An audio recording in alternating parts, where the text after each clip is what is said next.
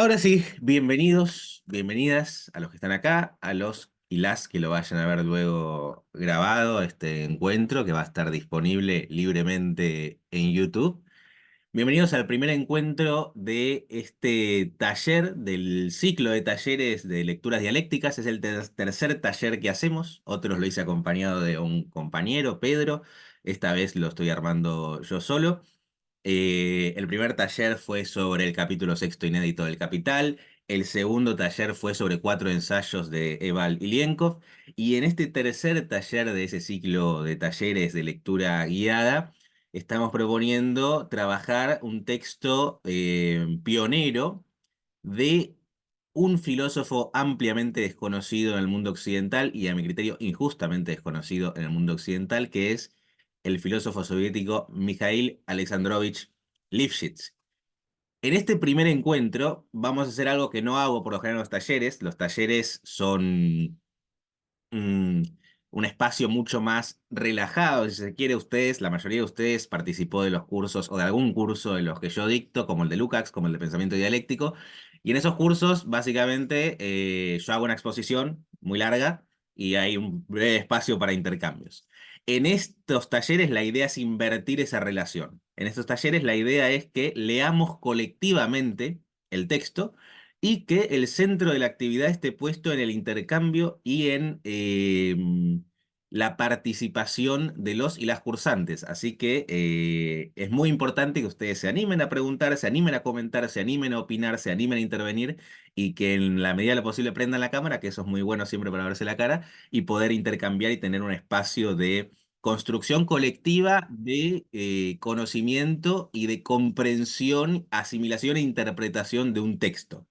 Sin embargo, a pesar de que en estos encuentros yo por lo general no preparo nunca una exposición, en esta ocasión, dado el carácter desconocido prácticamente o muy poco conocido de este filósofo de Mikhail Lipschitz, para esta ocasión sí preparé una presentación breve, se los prometo, no más de una hora, biográfica. Vamos a hacer hoy, en este primer encuentro, una breve biografía de Mikhail Alexandrovich Lifshitz, para que no solamente quienes estén acá, y quizás algunos ya los conocen, sino para que el público en general en YouTube luego pueda acceder a un pequeño esbozo biográfico de Mikhail Lifshitz.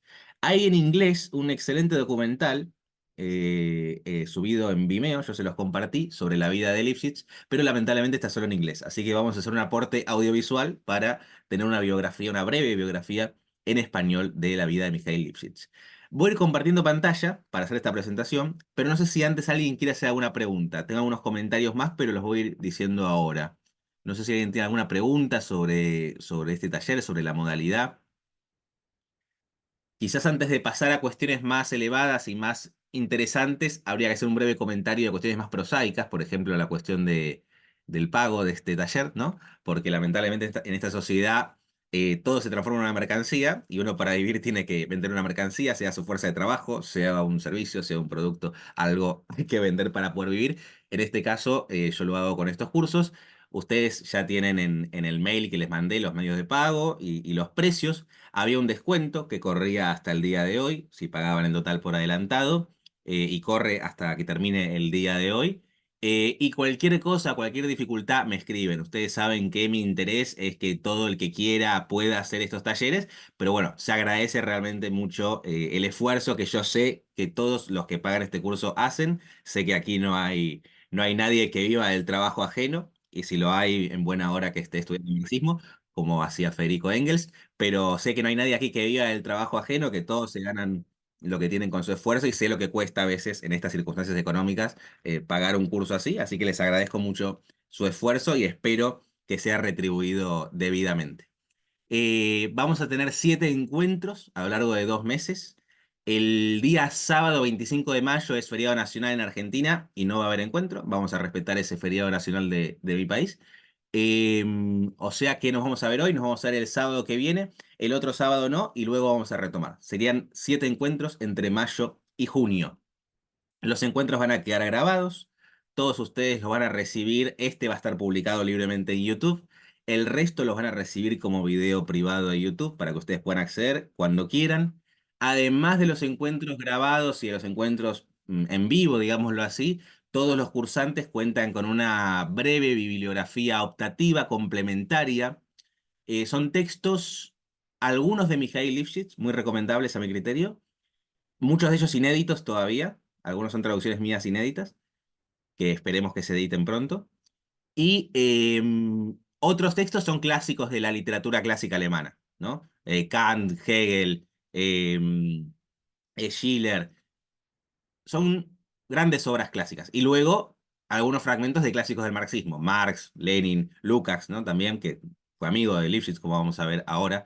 Eh, Más que una bibliografía para ayudar a entender el texto, es una bibliografía para motivarlos a ustedes a ampliar perspectivas. Lifshitz va a mencionar un montón de autores, un montón de ideas en este libro que vamos a trabajar en el taller, y a quien le interese explorar en esos autores y en esas ideas, puede ir a la bibliografía optativa y va a tener ahí algunos recortes y algunos fragmentos para ampliar y profundizar en esas ideas que Lifshitz elabora o cita o comenta en su obra, en su libro La filosofía del arte de Karl Marx. Bueno, creo que las cuestiones operativas serían esas. No sé si alguien tiene alguna pregunta, alguna duda, algo que quieran que aclare, algo que quieran comentar.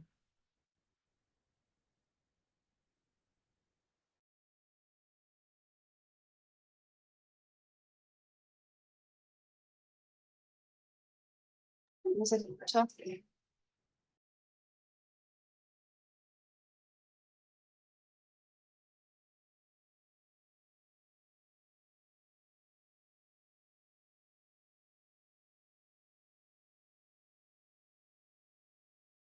Silenció el...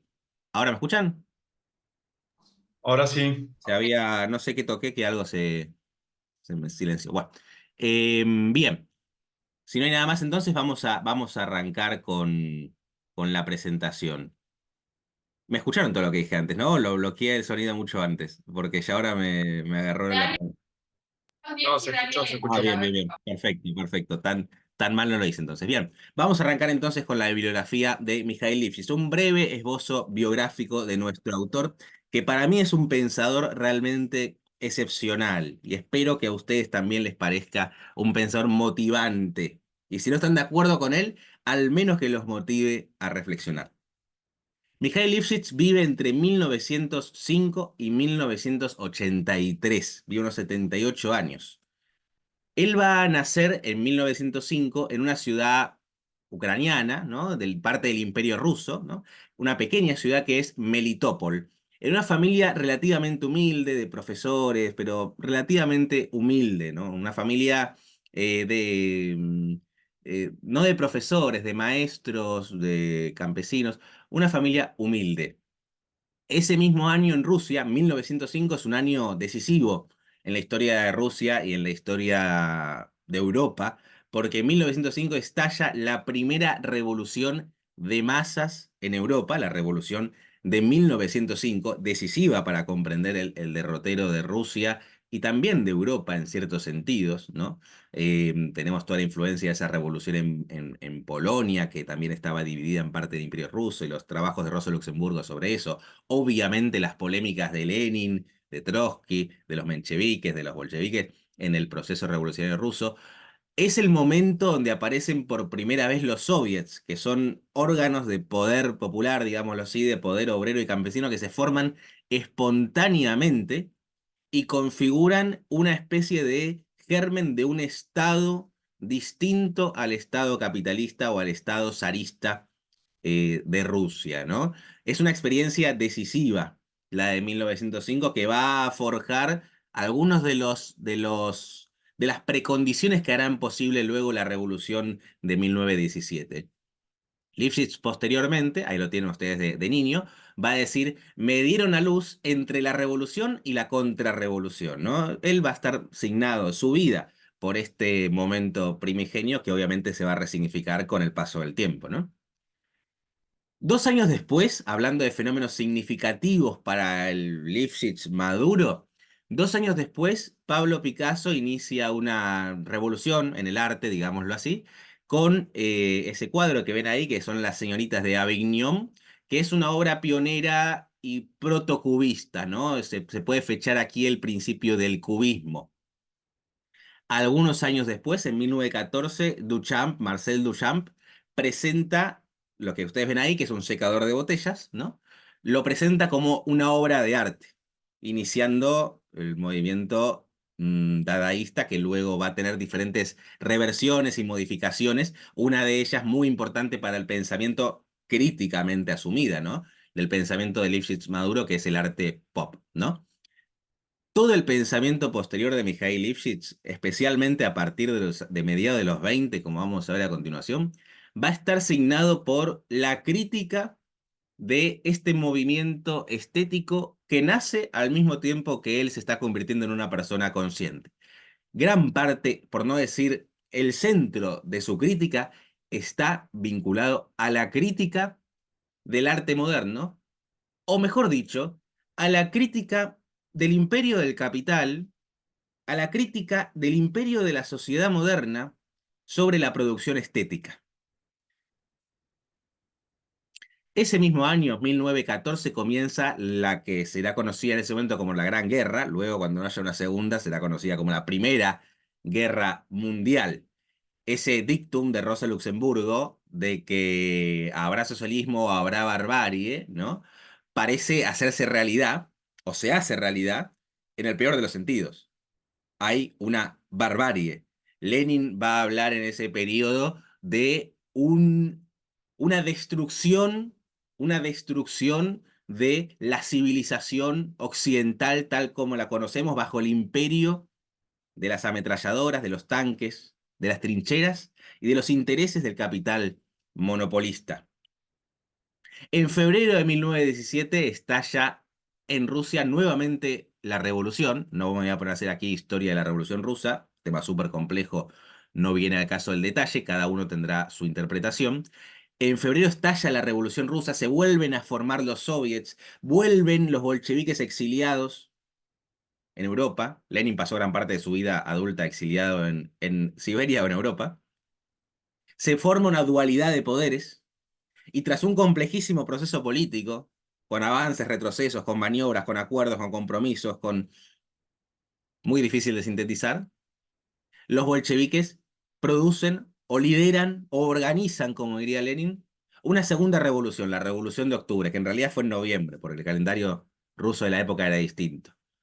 La Revolución de Octubre, 7 de noviembre de 1917, inicia la primera experiencia más o menos exitosa, tuvo su tragedia final, sobre la cual vamos a hablar ahora, pero más o menos exitosa, de revolución conducida por el proletariado o por un partido ligado al proletariado, construido por el proletariado, asentado en el proletariado y en un programa marxista.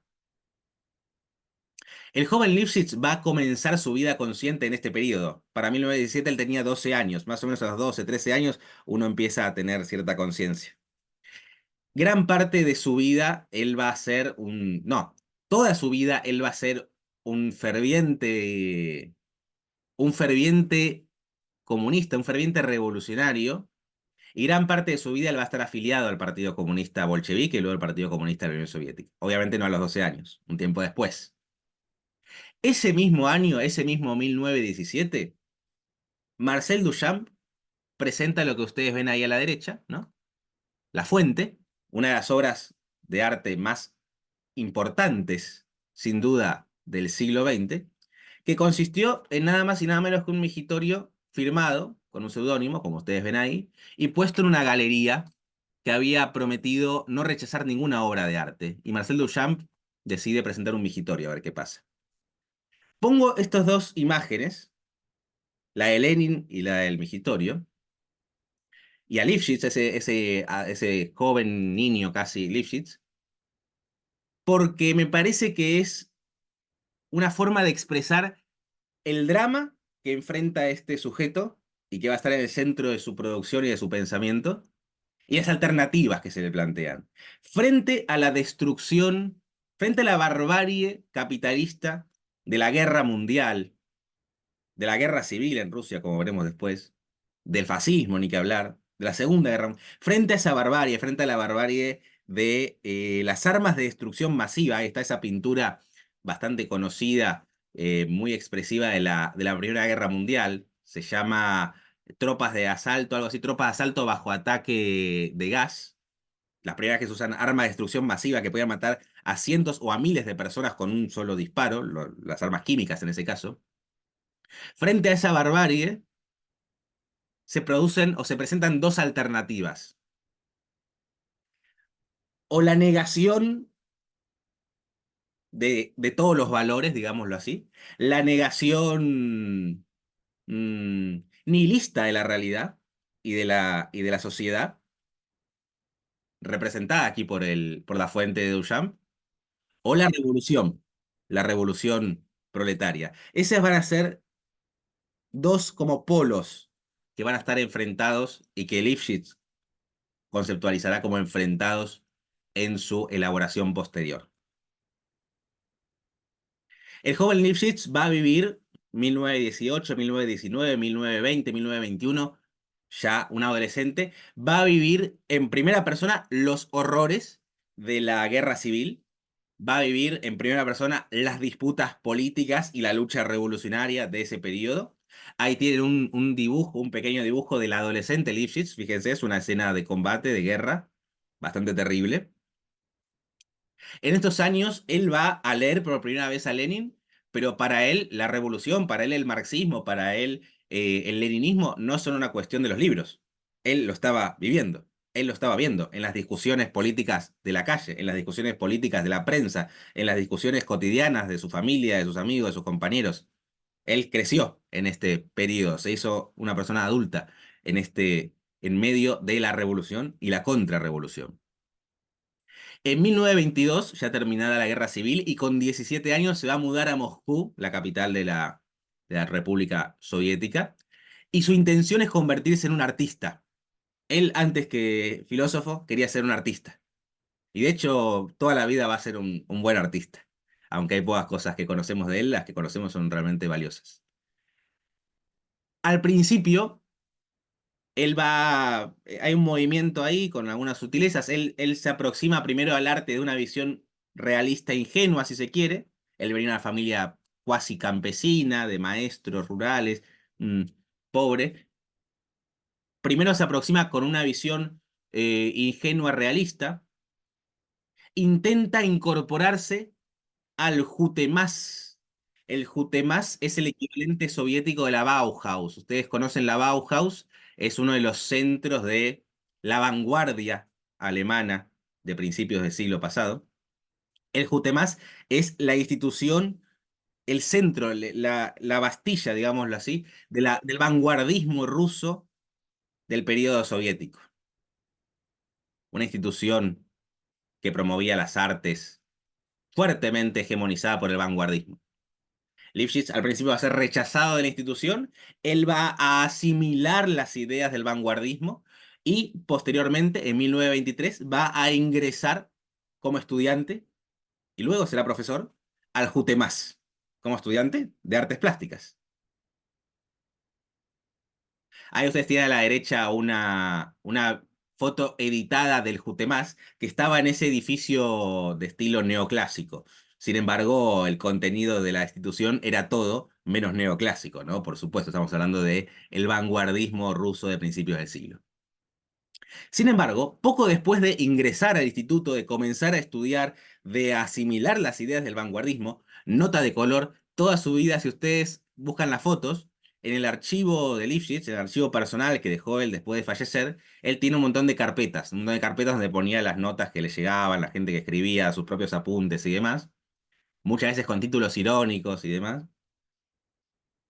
Y todas esas carpetas tienen portadas hechas con un estilo vanguardista. Él realmente asimiló aprendió esa técnica, aprendió a ser un vanguardista. Y ustedes ven las portadas, son montajes de fotos y demás muy, muy bien hechos para ese tipo de estilo, ¿no?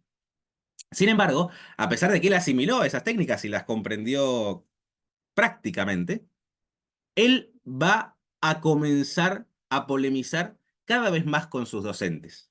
Él va a empezar a distanciarse cada vez más de los postulados del vanguardismo y del modernismo estético en general. Y sus posiciones teóricas y sus impulsos estéticos, digámoslo así, lo van a aproximar cada vez más a la herencia clásica, a Grecia, al Renacimiento, ¿no? En estos años, principios de los años 20, va a estudiar alemán para poder leer a la filosofía alemana, fundamentalmente a Hegel, y a los clásicos del marxismo en el original. Y en estos tempranos años 20, 23, 24, 25, va a progresivamente abandonar su intención primaria de convertirse en artista y se va a dedicar cada vez más a la investigación teórica en el campo del arte. Y un tema central, quizás el tema central de este periodo y quizás de toda su vida, el problema central que aparece, el problema central que lo moviliza, empieza a ser la concepción hegeliana del fin del arte. Ustedes saben que para Hegel hay tres grandes formas de la autoconciencia humana, tres grandes formas de la realización del espíritu, tres grandes formas de lo que él llama el espíritu absoluto, tres formas en las cuales el espíritu se conoce a sí mismo. La primera es la estética, la artística, la segunda es la religiosa y la tercera es la filosófica. La estética está vinculada a un autoconocimiento sensible. En una obra de arte bella, diría Hegel, el espíritu se siente a sí mismo, se intuye a sí mismo. No se comprende discursivamente con conceptos, no se representa narrativamente, digámoslo así, con representaciones religiosas, sino que se intuye sensiblemente, intuye lo que diría Hegel, la verdad absoluta sensiblemente. La idea de Hegel, sin embargo, es que ese conocimiento sensible de lo absoluto está ligado a formas sociales primitivas. Por ejemplo, la Grecia de la época de Homero. En las formas sociales más desarrolladas, el arte ya no es la forma más adecuada en la cual se puede comprender el espíritu. En las formas sociales más desarrolladas, el espíritu se puede comprender, diría Hegel, en una forma conceptual, en una forma discursiva, en una forma racional, en una forma que supera, en el sentido de que conserva, pero que lo lleva más allá, a lo estético. Por eso el mundo moderno para Hegel es un mundo prosaico, frente al mundo poético de la antigüedad. Y el mundo prosaico pierde algo, pierde esa belleza eterna que no volverá jamás, diría Hegel. Pierde esa belleza eterna que solamente podemos ver en los museos. Pero gana algo muy importante, que es un conocimiento racional y sobrio sobre sí mismo. Esa es en dos palabras la idea de Hegel sobre el fin del arte. De hecho, para Hegel no es casual, eso puede notarse al final de su estética, no es casual que el gran poema contemporáneo a él, el Fausto de Goethe, sea un poema filosófico.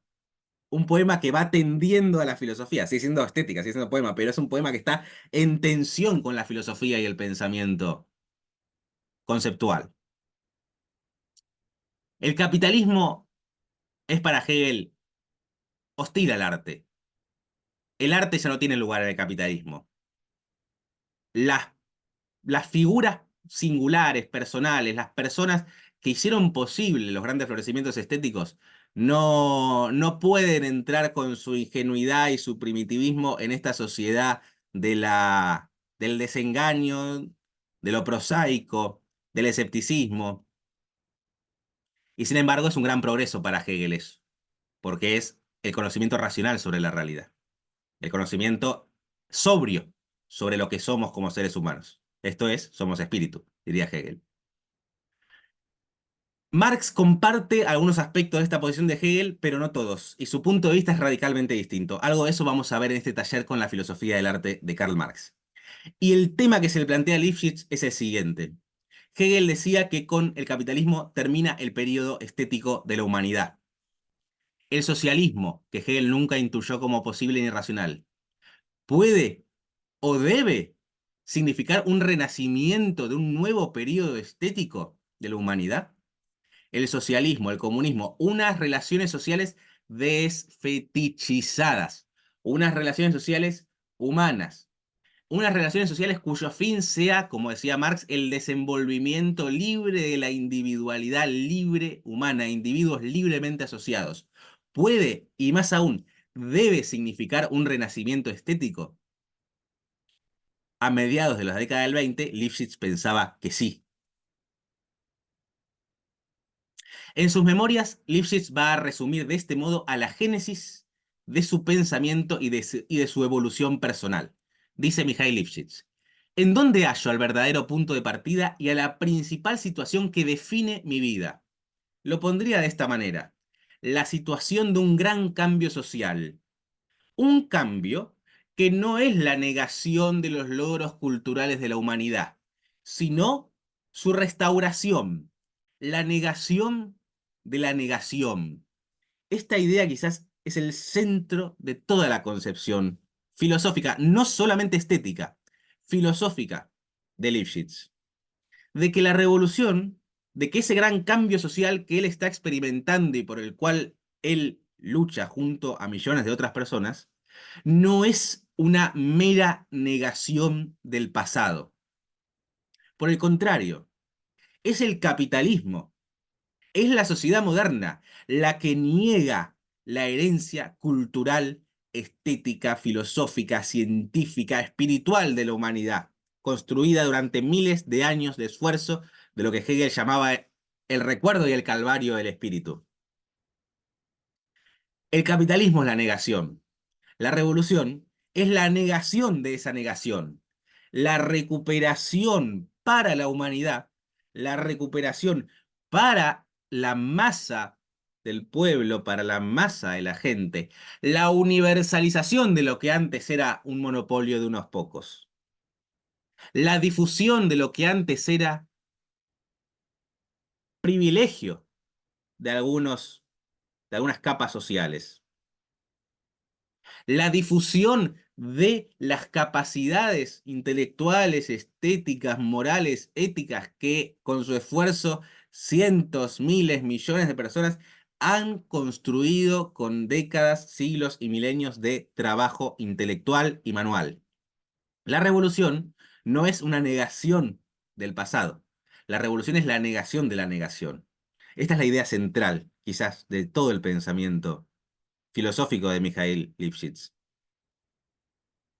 Y en el centro de esta idea está la crítica a las tendencias políticas, filosóficas y estéticas que conciben a la revolución como la creación de una cultura totalmente nueva que se constituya en la negación del pasado. Y desde este punto de vista, las posiciones del Jutemás eran inconciliables con el pensamiento de Lifshitz. A mediados de la década del 20, Lifshitz, una vez que ha aprendido alemán, comienza a recopilar todas las afirmaciones y opiniones de Marx y de Engels sobre el arte. Empieza a revisar todos los textos disponibles. Unos años después, en el Instituto Marx-Engels de Moscú, con la dirección de Riazanov, podrá acceder a los manuscritos y revisará todos los manuscritos disponibles de Marx. Él va a partir, su hipótesis va a ser un rechazo de la idea muy extendida de que el marxismo reduce el arte a un mero epifenómeno de la economía o a una determinación lineal con la producción económica. Y su hipótesis de lectura es que si la concepción de Marx no es una mera teoría económica, sino que es una concepción sobre el desarrollo histórico de la humanidad, la teoría de Marx tiene que tener una estética, una filosofía del arte que se pueda deducir de ella. La idea de Lifshitz es que Marx no niega la herencia de la estética clásica alemana, no niega la herencia del humanismo del Renacimiento, no niega la herencia de la Ilustración francesa, no niega la herencia de la filosofía griega. Al contrario, las recupera y las lleva más allá. Convierte a su utopía estética, a su utopía moral, a su utopía filosófica. Marx se esfuerza por convertirla en una ciencia. Esto es, en una comprensión histórica de la posibilidad de realizar ese ideal estético y ese ideal social. Dice Lifshitz en sus memorias a este respecto: mi finalidad era mostrar la presencia de aquel fundamento estético, o mejor dicho, estético-moral, cuya ausencia es a menudo hipócritamente lamentada por los opositores al marxismo o por aquellos que tan fácilmente se desvían de él. Él dice, no, el marxismo no reduce todo al interés material. El marxismo tiene una comprensión moral, con Lukács podríamos decir ética, y estética de la actividad humana. Dice Lifshitz, en verdad, hay un contenido estético intelectual en el marxismo desde el mismo comienzo, en la misma naturaleza de aquella teoría, incluso si lo que ofrece es una precisa ciencia revolucionaria, económicamente fundada. La concepción del mundo resultante contiene una elevada reserva humanista de aquel ideal, revelándola consistente y gradualmente en cada una de sus facetas, hasta las alturas de las decisiones políticas, como se puede ver en las actividades de Marx y Lenin mismos. La idea es que un verdadero marxista tiene presente esa concepción moral, ética y estética en hasta incluso en la práctica revolucionaria, que parece algo mucho más prosaico. Lifshitz señala que una idea central de Marx consiste en que el alto desarrollo económico, contrariamente a cualquier determinismo economicista, Lifshitz muestra que en Marx está la idea de que las sociedades muy desarrolladas en términos económicos no suelen ser un buen terreno para el alto desarrollo artístico, para el alto desarrollo estético.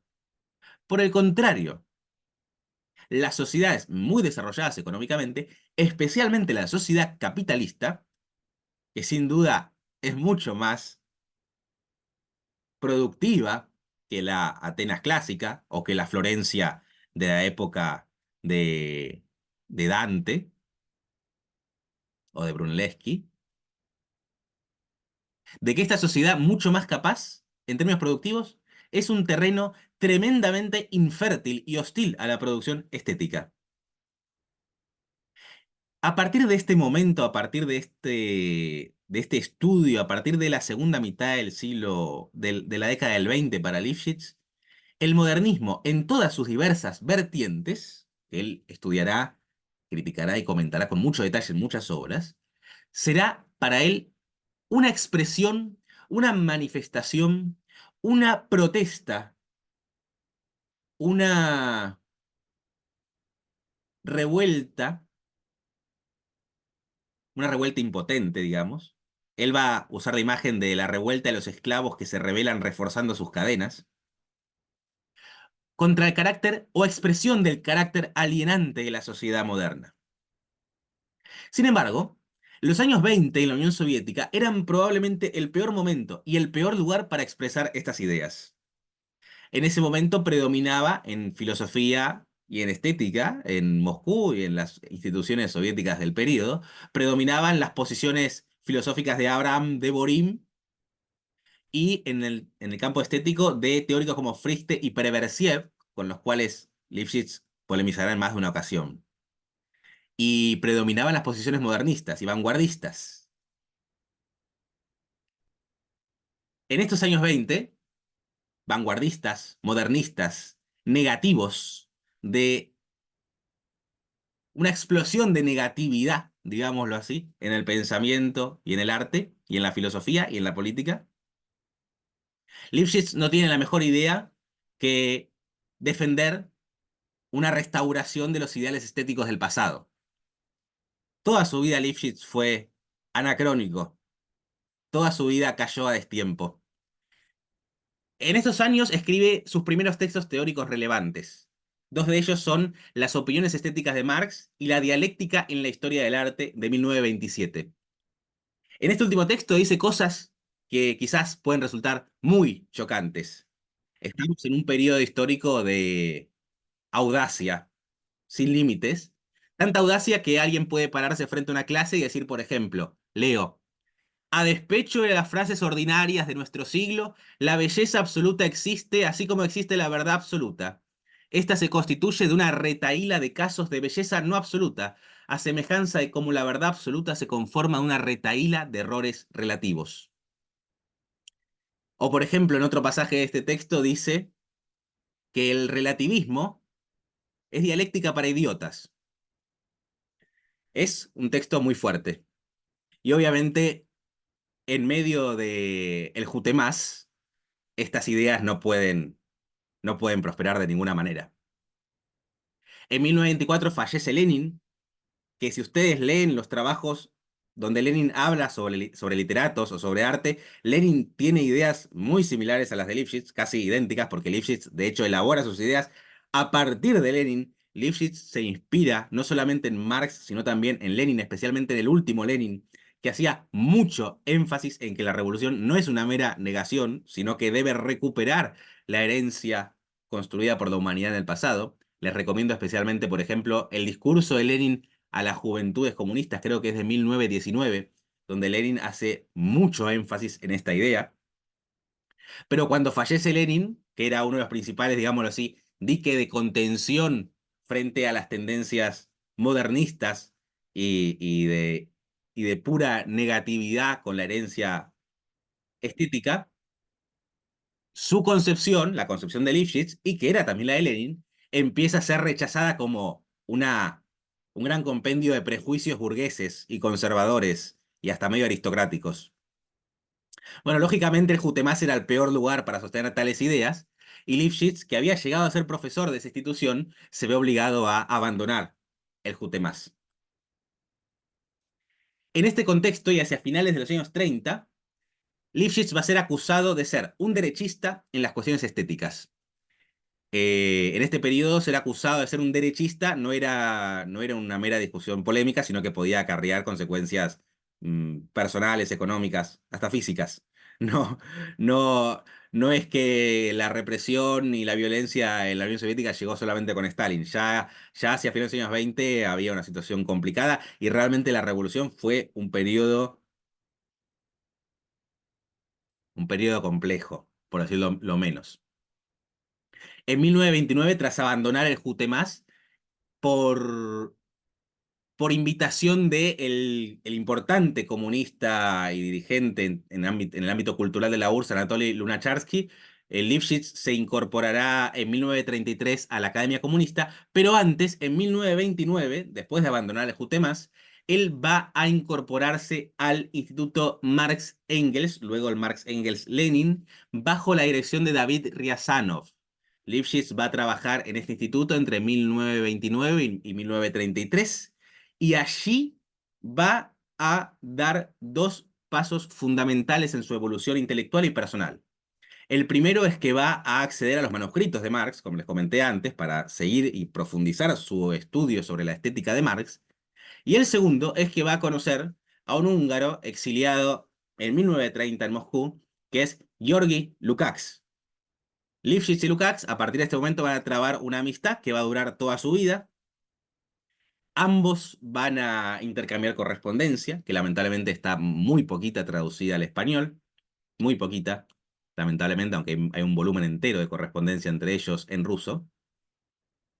Lifshitz en sus memorias sobre su colaboración con Lukács va a decir lo siguiente, leo: en el mismo primer día de nuestro encuentro comenzamos a conversar.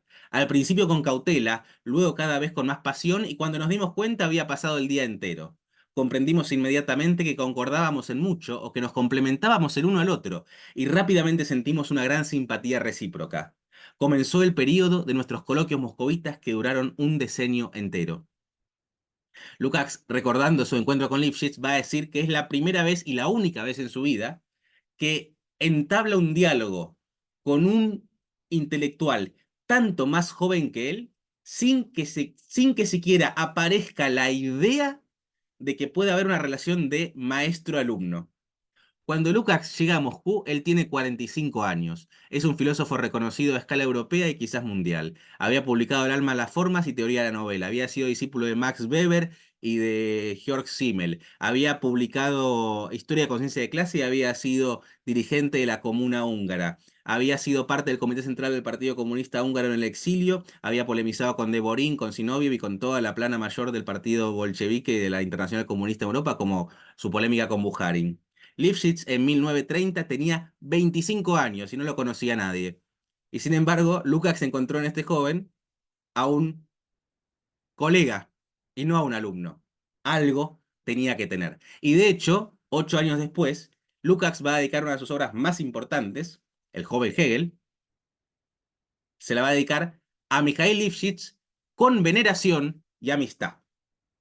Todo esto para venderles a Lifshitz y que algo interesante ahí tiene que haber para que una persona tan inteligente como Lukács le dedique con veneración y amistad una de sus obras más relevantes. Entre paréntesis, Lukács le dedicaba sus obras solamente a sus parejas, a, a su esposa, a Gertrude Bortstiber, a su esposa anterior, Yelena Gravenko, le dedicó Historia y Conciencia de Clase, si mal no recuerdo, a Irma Seidler, su amor platónico.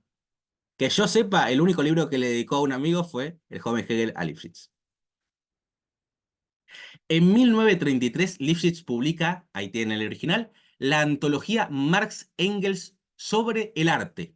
Es un compilado, cuya edición más completa apareció en 2 tomos en alemán, que es inconcebible, de que reúne todos los comentarios, cartas, citas, referencias de Marx y Engels sobre el arte. En español hay algunas traducciones de fragmentos. Por ejemplo, les muestro. Aquí tenemos una edición de los 60, argentina, de Marx Engels sobre el arte, con el prólogo de Lifshitz, con el prólogo original de Lifshitz. Lo tienen en la bibliografía. Esto casi ni se consigue ahora en español. Hay una nueva edición de este mismo texto, editada por Claridad, que sí se consigue, pero lamentablemente le quitaron el prólogo de Lifshitz. Mal por los editores de Claridad. También tenemos esta edición española, también de un fragmento, no el texto completo, digo, de los compilados que hizo Lifshitz, una edición cubana, que también tiene el prólogo de Lifshitz, pero recortado, ¿no? Bueno, para que vayamos viendo qué es lo que llega de todo esto al mundo hispanohablante. Esto también de los 70, más o menos, esta edición. En estos años 30, la primera mitad de los años 30 es el periodo de maduración decisiva del pensamiento de Lifshitz. Todas estas ideas que yo vengo comentando en los años 20 maduran, se fundamentan, se elaboran y se fundan en este estudio sistemático de la obra de Marx. El comienzo de los años 30 es un periodo muy singular en la historia de la Revolución Rusa. Los años 30 no son un bloque monolítico de represión y de burocratización. Los años 30 tienen una ventanita en esos primeros años, precisamente, 1930, 31, 32, 33. Lifshitz va a caracterizar este periodo como un interregno entre dos fuerzas represivas, entre, entre el modernismo y el marxismo, entre comillas, sociológico vulgar de los años 20 y el dogmatismo burocrático de finales de los años 30. Entre esas dos fuerzas represivas hay un espacio. Y en ese espacio madura el pensamiento de Lifshitz. Y en ese espacio también madura el pensamiento de Lukács. Eso, quienes hicieron el curso sobre Lukács lo recordarán. Y quienes conozcan la obra de Lukács también. Es en estos tempranos años 30 y en paralelo con su análisis sistemático de los manuscritos de Marx y de esta publicación de este compilado, es en esos años que Lifshitz escribe el texto que nos convoca en este taller, La filosofía del arte de Karl Marx. Aquí tenemos la edición del siglo XXI, que es la que vamos a trabajar aquí, y una edición posterior que se editó a partir de una traducción alemana, algo extendida. Esta es una edición de era de los años 70. O sea que contamos con este texto en español y es el que vamos a trabajar en este taller. Esta es la primera vez, y por eso digo que Lifshitz es un pionero, la primera vez que un filósofo estudia seriamente la obra de Marx y elabora una estética autónoma, que no es ni la de Kant, ni la de Hegel, ni la de nadie. Una estética autónoma de Marx. También en estos años Lifshitz escribe y publica muchos artículos sobre grandes figuras de la estética y de la filosofía precedente.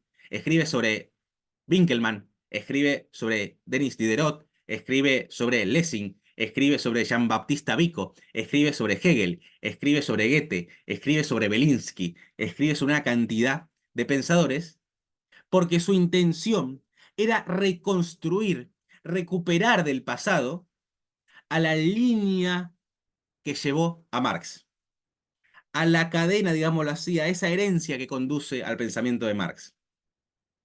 De hecho, él va a ser director de la publicación y traducción en ruso de muchos de estos autores.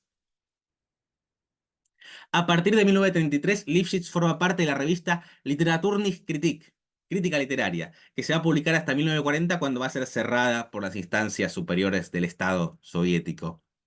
Sus opiniones no eran lo suficientemente ortodoxas. Y va a participar de esta revista junto con artistas e intelectuales tan importantes como Lukács, a quien ya mencioné más de una vez, y como Andrei Platonov, que es uno de los literatos más importantes de Rusia en general y sin duda uno de los más importantes del siglo XX.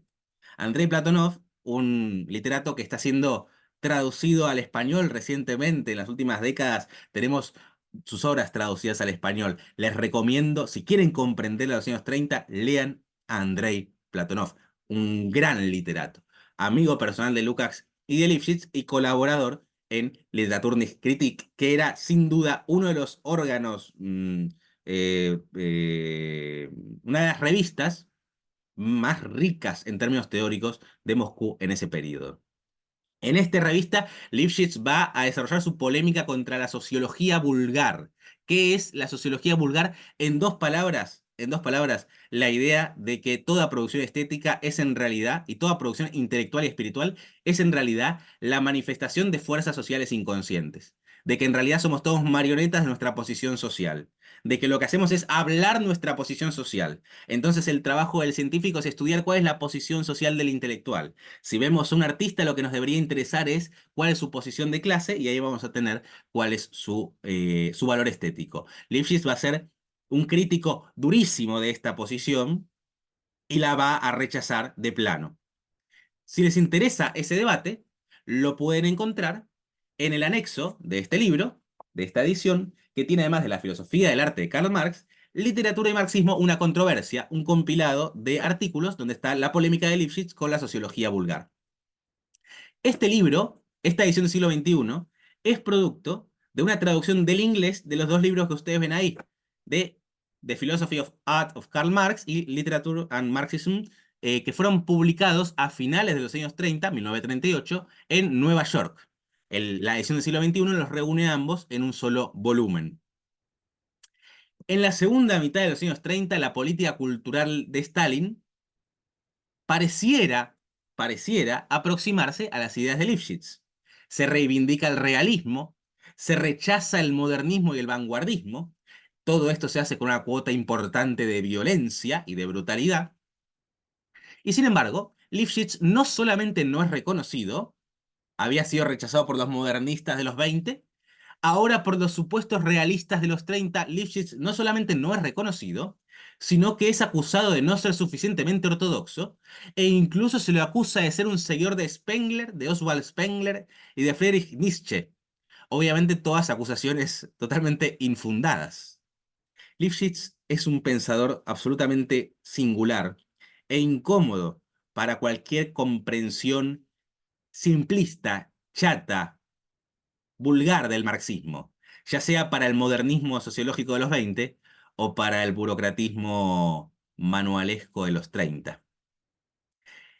En 1938, Lifshitz publica la antología Lenin sobre la cultura y el arte, un compilado también de textos de Lenin sobre el tema.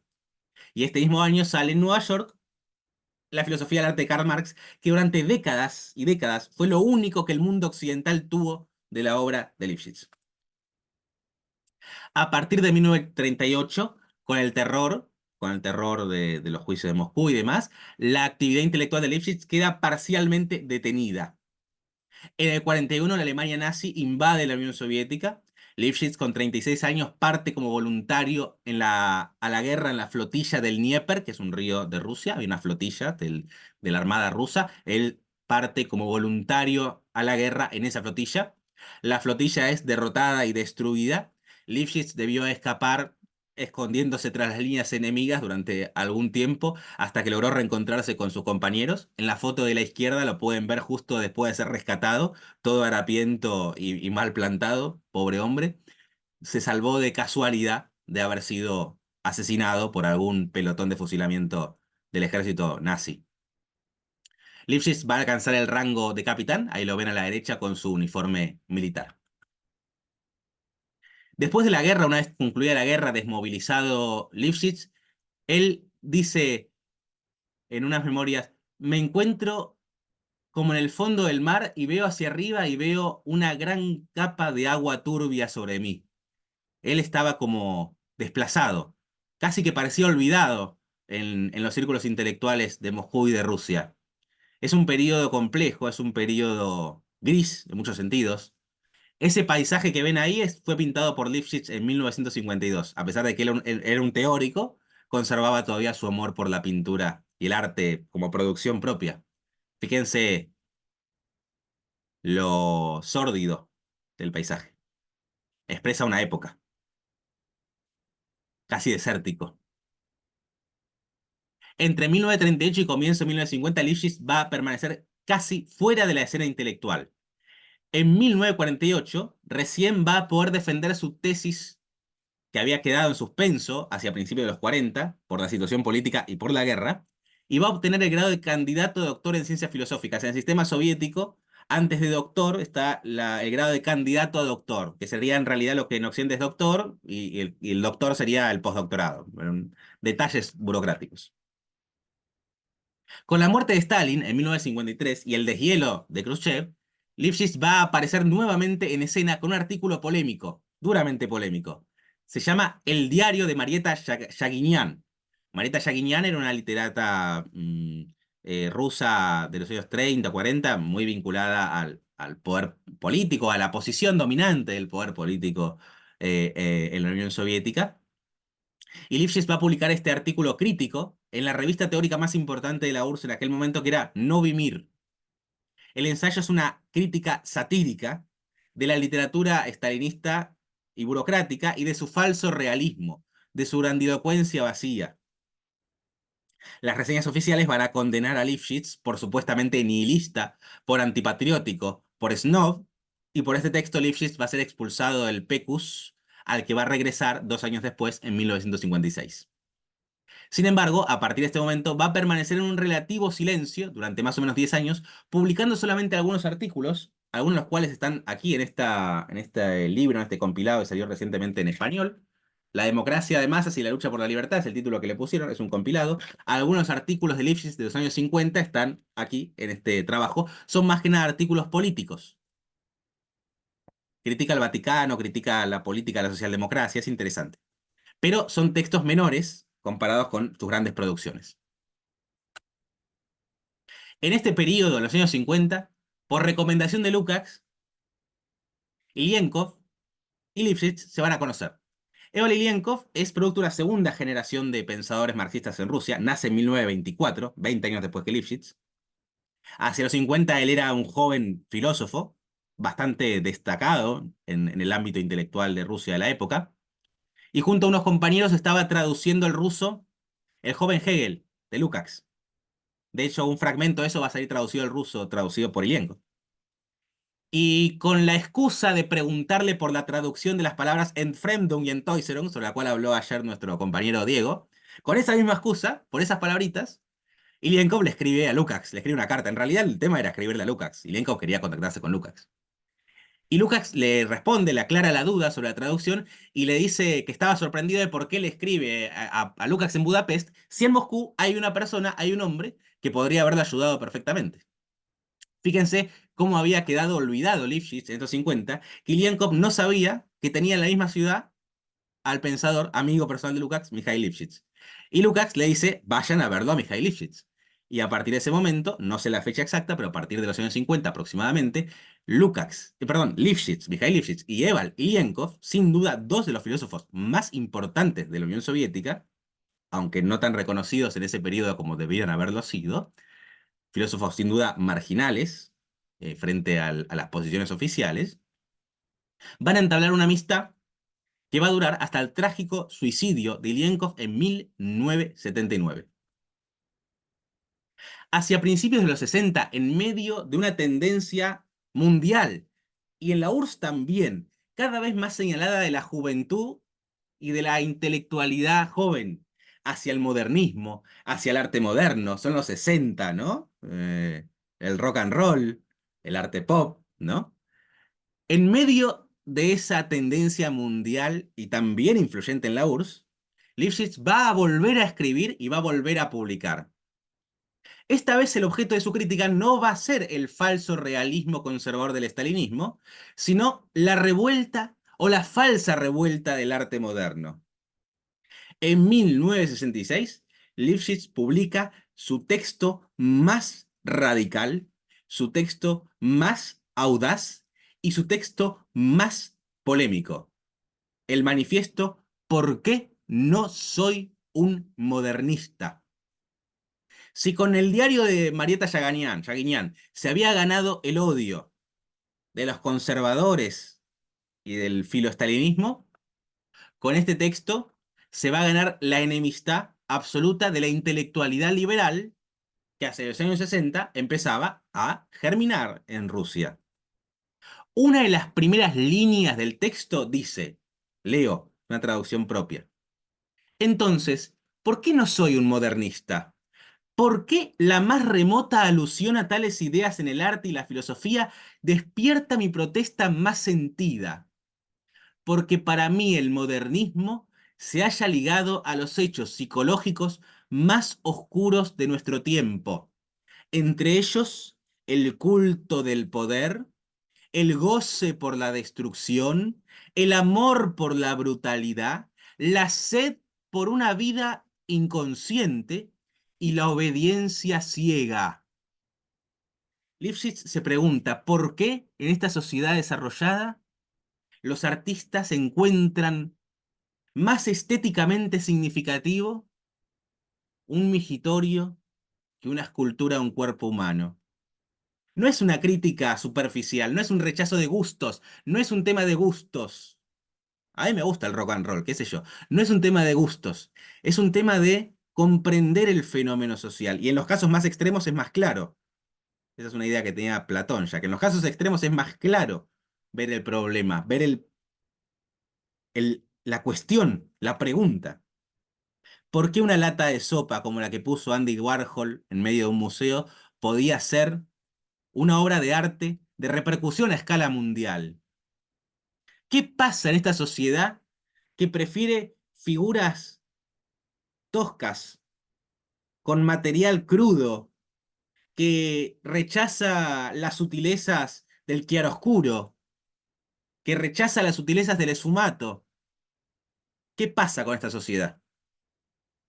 Este texto de Lifshitz busca elaborar ensayísticamente una respuesta a ese problema. Y en 1968 va a terminar de romper cualquier puente con la intelectualidad liberal, publicando su libro, si el anterior era el ensayo, este es su libro más polémico. Podemos traducirlo, no hay traducción española todavía, La crisis de la fealdad del cubismo al pop art. Miren, esta es la traducción inglesa. The Crisis of Ugliness, From Cubism to Pop Art. Este es uno de mis libros favoritos. Es un libro que te cambia la forma de ver el mundo. Si pueden conseguirlo y leer en inglés, léanlo. Se los recomiendo. Este libro incluye, ¿por qué no soy un modernista? Es el último capítulo, ¿no?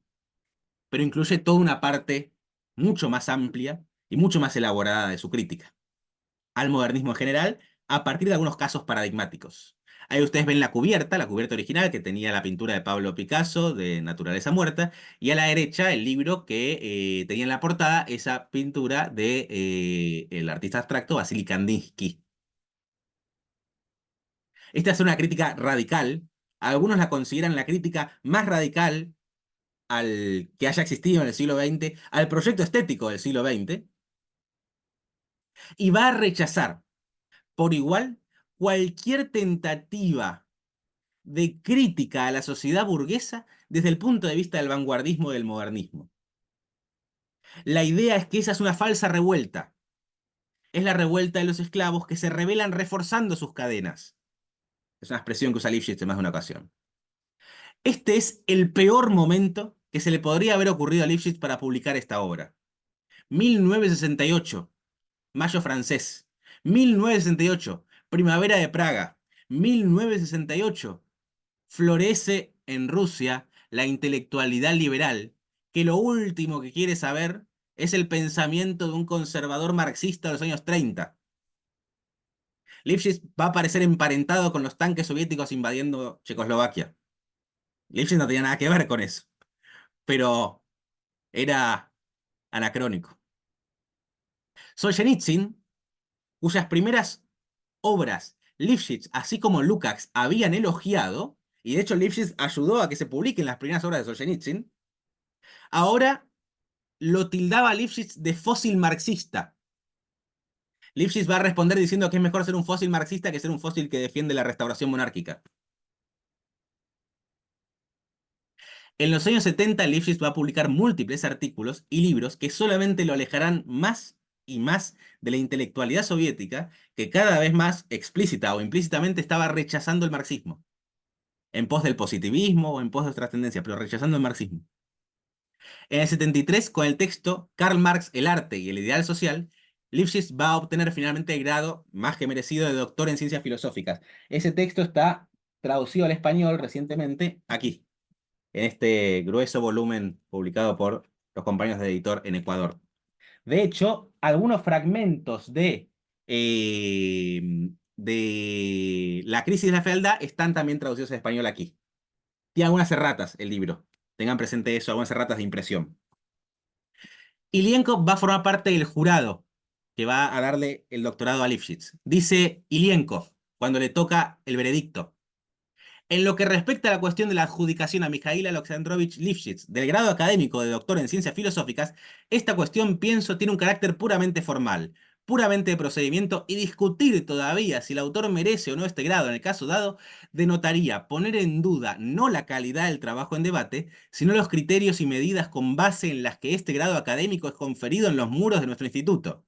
O sea que si no le damos el grado de doctor a Lifshitz, en realidad los que estamos mal somos nosotros, dice Ilienko. La obra ahí discutida se corresponde con los criterios adoptados en cuanto a mi juicio refiere, con un bagaje muy sólido. Por estas razones considero correcto apartarme del ritual ordinario según el cual el oponente debe hablar no solo de los méritos, sino también de las insuficiencias de la obra, y limitarme a lo dicho. No muchos han defendido en estos muros una obra comparable con esta por su nivel de maestría teórico-ideológica y por su nivel literario formal. 10 de abril 1973, Eval Lienkov. Hacia finales de los 70 y principios de los 80, Lifshitz va a trabajar en la sistematización de las ideas elaboradas en las décadas anteriores. Sin embargo, inesperadamente, el 20 de septiembre de 1983, va a fallecer a la edad de 78 años.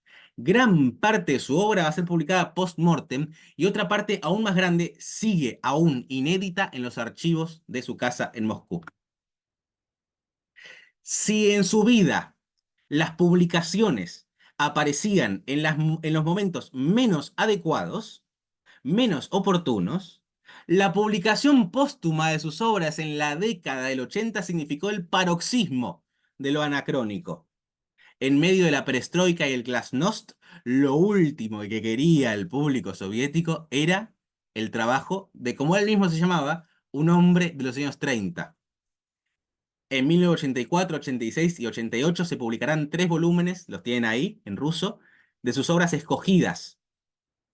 Se pueden conseguir en PDF. Si alguien sabe ruso, le paso el PDF y lo traduce y después me lo pasa, que me interesa. En 1989 cae el muro de Berlín y en el 91 se disuelve la Unión Soviética. Con la caída de la URSS, Lifshitz es, paradójicamente, redescubierto. Lo que antes parecía en Rusia un pensador sumamente conformista y sumamente vinculado al poder establecido, en realidad no era así, pero una lectura superficial puede parecer, puede significar eso, puede parecer eso, puede descubrir eso, puede interpretar eso. Con la orgía capitalista de la Rusia de los 90, el pensamiento de Lifshitz era el pensamiento más inconformista imaginable. En los 90, Lifshitz se convierte en el pensador más radical imaginable, la crítica más frontal imaginable a el avance brutal del capitalismo en su forma liberal, digámoslo así. Después entramos en las discusiones de qué era la Unión Soviética, no quiero meterme ahí ahora. Vamos a estar largo discutiéndolo. En este periodo, en los 90 y en los 2000, comienzan a editarse, y muchas veces en ediciones pequeñas de grupos medio underground, comienzan a editarse textos de Lifshitz cuya publicación había sido prohibida en el periodo soviético. Y empieza a circular toda una serie de nuevas ediciones. Y en 1994 se funda en Moscú el Instituto Lifshitz. Hay quien dice que el Instituto Lifshitz, del cual participan no solamente intelectuales, sino algunos artistas modernistas, es en realidad una obra de arte moderno criticando a Lifshitz. Pero bueno, eso es otra cuestión. Realmente el Instituto Lifshitz difunde la obra de Lifshitz y hace muestras y ayuda a la edición de textos. Por ejemplo, esta edición está vinculada al Instituto Lifshitz. Todos los textos, todos los libros que ven ahí son recientes ediciones de trabajo de Lifshitz. o de biografías sobre Lifshitz. El libro amarillo que ven a la derecha es el compilado de todas las cartas entre Lukács y Lifshitz entre 1931 y 1970. Yo estoy deseando que alguien traduzca eso. Así que si alguien sabe ruso, se consigue el texto y lo traduce y lo ayudamos a editarlo. O sea que finalmente, con la caída de la URSS, Lifshitz encontró a sus lectores y Lifshitz encontró o pudo mostrar lo radical de su pensamiento y de su crítica. Mikhail Alexandrovich Lifshitz fue en esencia un crítico de su tiempo. Por eso, así como sus ideas rechazaban al barbarismo modernista del siglo XX, el siglo XX rechazó a sus ideas. Sin embargo, él solía decir que así como hay una ley de la conservación de la materia, hay una ley de la conservación del pensamiento. Y que si una idea es verdadera, ella va a permanecer y tarde o temprano renacerá. Voy a terminar esta exposición, ahí tienen la tumba de Mikhail Lifshitz, con el cierre que da Lifshitz a sus propias memorias. Leo y terminamos esta exposición. Dice Mikhail Lifshitz: no hace falta decir que el camino de la tradición clásica hacia el marxismo es aquel que va de la utopía a la ciencia, hacia el ideal del comunismo científico. Pero quisiera agregar a la ciencia, pero no a la ciencia comprendida como algo desinteresado, separado o aislado de la vida humana. Esto significa que ciertos aspectos de esta utopía estética no deben perderse en la ciencia, y que el contenido de la estética clásica no debe ser completamente desechado en el camino hacia el ideal científico. Por el contrario, todo contenido verdaderamente valioso debe ser restaurado. En una palabra, imagino el camino de la utopía a la ciencia como un camino hacia una ciencia que no borra al contenido real, vivo, sensorialmente rico de los sueños de la humanidad en el pasado. Este podríamos decir es el testamento de Lifshitz. Una ciencia, una filosofía que si bien es prosaica, no elimina la riqueza sensorial, la riqueza poética, la riqueza estética de los sueños de la humanidad en el pasado. Bueno, la bibliografía de esta exposición son varios textos de Lifshitz, textos de Dmitry Gutov y David Rif, el texto de Carrión, que es una biografía de Lifshitz, que está en en estas ediciones de editor, y el dictamen de Ilienkov para el doctorado de Lifshitz. Bueno, hasta aquí mi exposición, se hizo un poco más larga de lo que esperaba, como me suele pasar siempre, pero bueno, no sé si hay alguna consulta, algún comentario que quieran hacer. Si no, lo que les propongo es que usemos la última media hora de este encuentro para avanzar con el primer apartado, que es muy breve, del libro que nos convoca. Pero bueno, no sé si alguien quiere comentar algo, preguntar algo, si algo quieren que aclare y demás.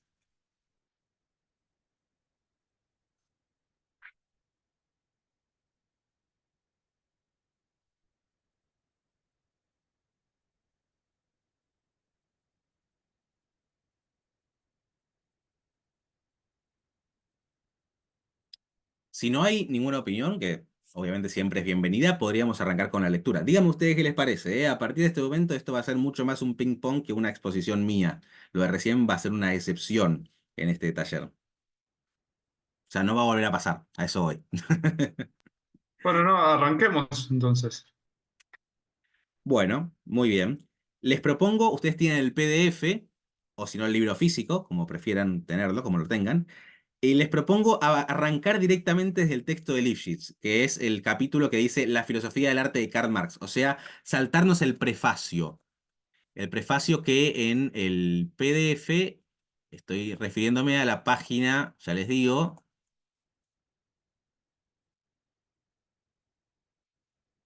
eh, eh, eh, arrancaríamos por la página 9 del PDF. Si están, puede alguien proponerse para leer. Podemos hacer 2 páginas cada uno, lectura. Yo podría iniciar con la lectura. Ya, perfecto. Comenzamos nomás. En la 9, ¿no? Dice prefacio. Debido al hecho de que Karl Marx tenía entre manos tareas más urgentes que la formulación de una teoría estética sistemática. Perdón, perdón. Perdón, Jan. Sería desde donde dice La La filosofía del arte de filosofía, Karl Marx, ya, en 2 o 3 páginas después. listo. La filosofía del arte de Karl Marx.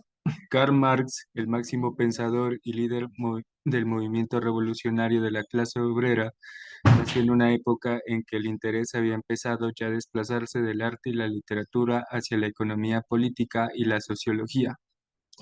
Ni siquiera el siglo XVIII, esa edad clásica de la estética, podía permanecer limitado a abstracción. Es como lo bello y lo sublime.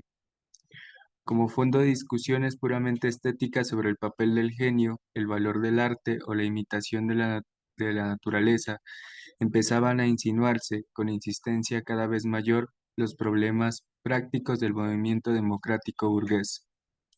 La Gran Revolución Francesa señaló una transición en este sentido. El periodo estético del desarrollo del tercer estado terminó en el punto en que los intereses de la burguesía se separaron de los intereses de la sociedad en su conjunto. En el curso del tiempo, la actitud de la burguesía hacia el arte llegó a ser abiertamente práctica. En todas partes los problemas del arte se ligaban a problemas de negocios y de política. La búsqueda de libertad estética iba de la mano con la lucha por el laissez-faire y las tarifas proteccionistas. Y una vez que la burguesía alcanzó el dominio político, los problemas de la historia y del arte perdieron toda significación pública para convertirse en propiedad de un estrecho círculo académico. Quizás podemos hacer una breve pausa aquí, si les parece. Perdón, John, advierto que voy a ir interrumpiendo a quien vaya leyendo porque me parece que es importante detenernos y masticar un poco e intercambiar, ¿no? Sobre esto que vamos leyendo, ¿no? Fíjense, primero, Karl Marx aparece en un periodo de transición o donde ya empieza a superarse el periodo estético de la sociedad burguesa o de la revolución burguesa, ¿no? Y dice Lifshitz, el periodo estético del tercer estado termina en el punto en que los intereses de la burguesía se separan de los intereses de la sociedad en su conjunto. ¿Cuál es este punto? Bueno, al menos a mi criterio, no sé qué les parece a ustedes, Lifshitz se refiere al punto en el que el momento de ascenso revolucionario, pensamos en la Revolución Francesa, ¿no? 1789, París. El ascenso revolucionario estuvo ligado a una serie de ideales sociales, incluso ideales estéticos. Ustedes los pueden ver, esos ideales estéticos, representados sin duda en el gran artista de la revolución que es Jacques-Louis David. Los pueden ver en la muerte de Sócrates, los pueden ver en la muerte de Marat, los pueden ver en, que se llama Juramento Romano, no me acuerdo el nombre de esa obra.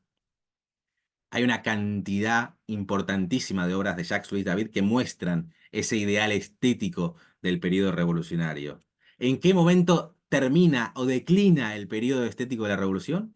En el momento en que la burguesía termina su periodo de ascenso revolucionario, termina su periodo de identificar sus propios intereses con los de la sociedad en su conjunto, termina su periodo de lo que Marx llamaría el idealismo del citoyen, el idealismo del ciudadano, y empieza su periodo de la defensa de los intereses de un grupo diferenciado de la sociedad, de los intereses de clase.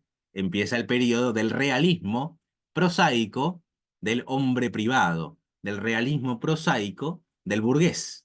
Es la diferencia entre el ciudadano y el burgués. La diferencia entre lo poético y lo prosaico que hay en la sociedad burguesa. La diferencia entre el discurso revolucionario y la contabilidad de mercado. La diferencia entre la camaradería de los hombres que luchan por un ideal conjunto y el vínculo del frío pago al contado, ¿no? Que son polos contradictorios que conviven y que aparecieron absolutamente intensificados en el desarrollo de la sociedad y de la revolución burguesa.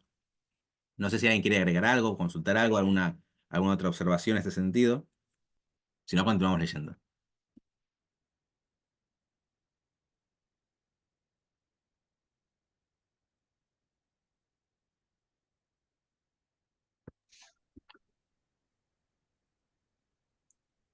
¿Continúa entonces? Da. Listo.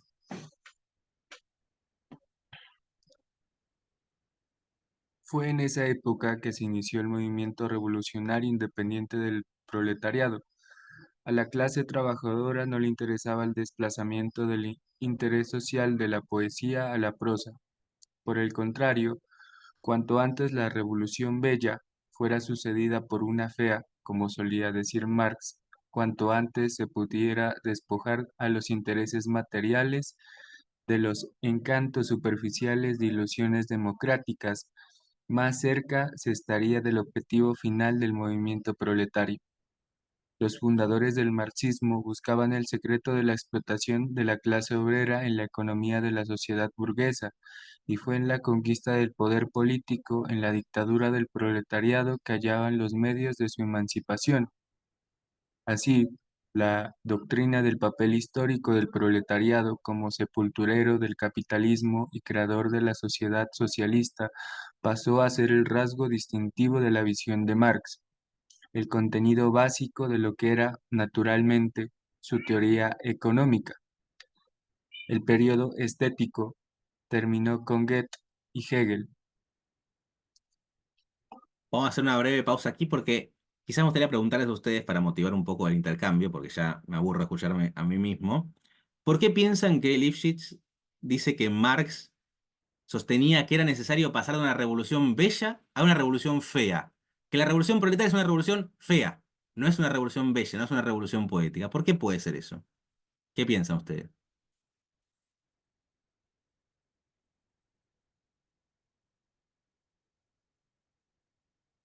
No hay respuestas equivocadas, ¿eh?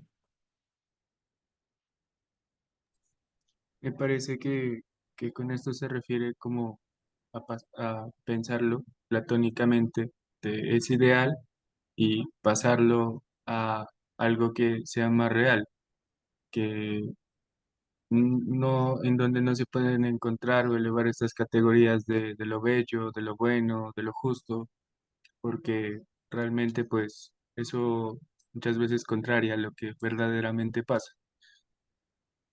Creo que Jan da en el clavo en lo que dice, ¿no? Sí, Porque, yo sí, perdón, no, lo relacionaba, me parece como que pensando también en Hegel, que el camino de la revolución y el momento definitivo de su concreción no es un momento para almas bellas, ni para el despliegue, para esa idea de alma bella que trabaja Hegel, sino que en todo caso implica un momento sí o sí para decirlo de alguna manera, de corrupción, entre comillas, muy entre comillas. No, me gustaría usar una palabra mejor, pero es la que me vino a la mente, de todos esos ideales idealmente bellos en la idea y en el programa, pero que, bueno, luego en el momento de su concretización van a variar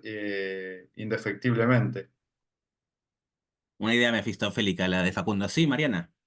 Bueno, yo no sé si sea como realmente un interés, o sea, no sé si se trate de interés, o sea, más bien las condiciones, ¿no? En ese momento, los trabajadores, ¿no? La forma en la que pueden hacer, digamos, esa revolución. Eh, o sea, entiendo que las condiciones materiales sí no, o sea, no son como las últimas, pero ¿de qué forma podrían hacer los trabajadores en ese momento una revolución bella? ¿De qué forma, no? Si las condiciones, digamos, después de la acumulación originaria, ya en ese momento, ¿no? De las revoluciones o de los levantamientos de los trabajadores, pues no me parece que sea como que las mismas condiciones sociales permitan esa revolución bella, ¿no? Me parece que no se podría materialmente. De acuerdo. Creo que Luis quería decir algo, ¿puede ser? Sí, buen día, muchas gracias, profesor, porque esto me hace pensar que la utopía sigue vigente, en primera instancia.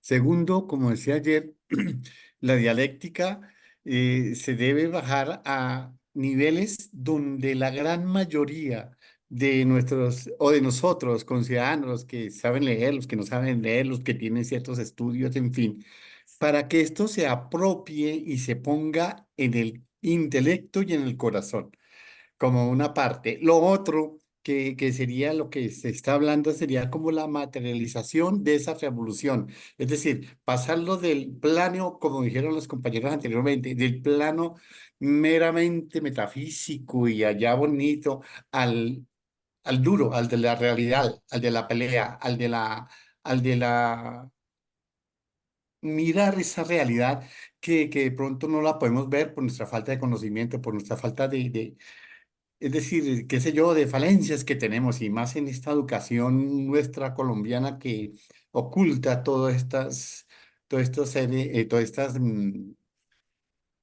seres y personajes e ideas y la quiere mantener en una cápsula para, pro- para que ellos mismos se beneficien. Hablo al Estado, a los dirigentes, a los corruptos, a todos los que tienen que ver con este pueblo tan hermoso, tan bello y tan vilipendiado por todos. Muy bien, gracias Gracias. por el comentario, Luis. Creo que todos señalaron aspectos distintos y aspectos igualmente presentes en la idea del texto, ¿no? Para mí, en mi lectura, lo central está en contrapunto con la Revolución Jacobina, ¿no? Con la Revolución Francesa. ¿Por qué? Porque la Revolución Francesa es una revolución trágica y el esfuerzo de Marx es superar esa tragedia. ¿Por qué es una revolución trágica? Porque los jacobinos terminan creando algo distinto a lo que ellos querían crear. Ellos querían crear el mundo de la igualdad, la libertad, la fraternidad, la hermandad universal, y terminaron creando el mundo del frío pago al contado, el mundo del imperio del capital, el mundo del... Suplantaron la adoración del púlpito por la adoración del becerro de oro. ¿Te conocen el becerro de oro, no? La adoración del dinero. Y ellos lo hicieron con convicciones realmente sublimes, realmente bellas, con ideales realmente elevados, ¿no? Hay una autoilusión. Marx en el 18 Brumario dice que la revolución proletaria, a diferencia de esa revolución burguesa que se funda en autoilusiones, viste que Marx dice que la revolución burguesa debe revivir a espíritus del pasado para revestirse de ellos y dar peleas actuales, llenándolas de poesía, para pelear por un mundo que no es poético, que es recontra prosaico, pero debe darle algo de poesía porque es la única forma de movilizarse frente a esa revolución que se autoengaña. La revolución proletaria, dice Marx en el 18 de Brumario, es una revolución que permanentemente debe criticarse a sí misma, volver sobre sus pasos, revisarse, volver a avanzar. Quizás, la experiencia fracasada del siglo XX tenga que ver con que se pareció mucho más a la revolución jacobina que a la revolución como la pensaba Marx. Quizás una interpretación que uno puede tirar. Faltó ese elemento prosaico en el pensamiento revolucionario. Y es paradójico, adelanto, es paradójico, porque esta revolución fea, esta revolución prosaica, esta revolución que intenta destruir toda autoilusión, en el sentido también mefistofélico que dice Facundo, me hace acordar a esas memorias de Gorky hablando con Lenin, ¿no? Que Lenin dice, amo a Beethoven, pero no puedo escucharlo demasiado porque me ablando y la revolución necesita que hoy estemos muy duros. Es paradójico, y Lenin dice, sostiene esa paradoja en esas memorias, porque esa revolución fea es el terreno, o puede ser el terreno, del renacimiento de un verdadero, y eso creo que lo decía Joan, no me acuerdo quién, una verdadera nueva poesía. Así como Marx dice que la revolución es fea, dice Marx que la revolución proletaria es la obertura de un gran poema nuevo, eso en otro texto, no me acuerdo en cuál, ¿no? Entonces está esa relación compleja, dialéctica, histórica de la peculiaridad de la revolución proletaria y de una necesidad para ella, de la necesidad de la autocrítica prosaica. Y la autocrítica siempre es prosaica, nunca es lindo autocriticarse. A uno le gusta que le echen flores encima, pero la revolución proletaria está autocrítica. Dice ahí una compañera. Leo, una disculpa, me apena bastante no poder participar más activamente, pero me limito porque mi equipo tiene dañada la cámara y el micrófono. No hay problema, Julieta, te leeremos por aquí. Mi pregunta es, si el fundamento del poder o su justificación para la monarquía fue la religión, para la burguesía fue la razón, ¿cuál puede ser el del proletariado? Si seguimos a Hegel y lo que dice respecto a la autoconciencia, ¿se puede decir que debería tener un fundamento de tipo estético? Con respecto a la pregunta realizada, pienso que está hablando de la negación a una estética burguesa, precisamente el giro que la estética en el siglo XVIII, con eventos como la distinción de arte-artesanía que expulsó a ciertos productos que no representaban intereses de la clase burguesa de las bellas artes. Bueno, bien, la pregunta de Julieta es sin duda compleja y evidentemente tiene una reflexión importante detrás. si yo termino de entenderla, obviamente si alguien más quiere abonar a la respuesta a Julieta, esto les recuerdo que es mucho más horizontal que un curso, pero lo que me surge decir es que el proletariado no necesita justificar una dominación a partir de la fetichización de un ideal, como hizo la sociedad feudal con la religión, o como hace la sociedad capitalista, a mi criterio, prostituyendo la idea de razón, fetichizándola, ¿no? Es el fetichismo de los economistas neoliberales, ¿no? De la razón instrumental utilitarista, que no tiene que ver con la razón como la entiende Marx, como la entiende Hegel, como la entiende la filosofía clásica alemana y demás, ¿no?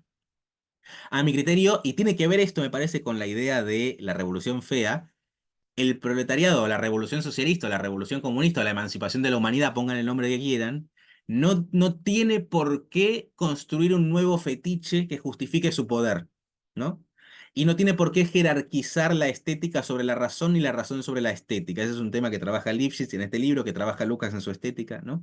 Me parece que ahí hay un cambio que no es repetir una nueva forma de jerarquización social y de dominación, etcétera, sino romper precisamente esas estructuras sociales. Esa es mi interpretación de lo que dice Julieta. Si alguien más quiere abonar a la respuesta, bienvenido sea, ¿no? No sé si alguien quiere comentar algo más sobre Julieta, sobre lo que venimos diciendo. Si no, continuamos leyendo.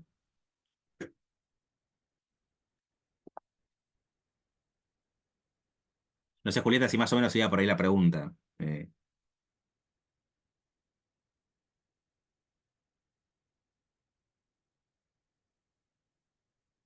Sí, William, por favor.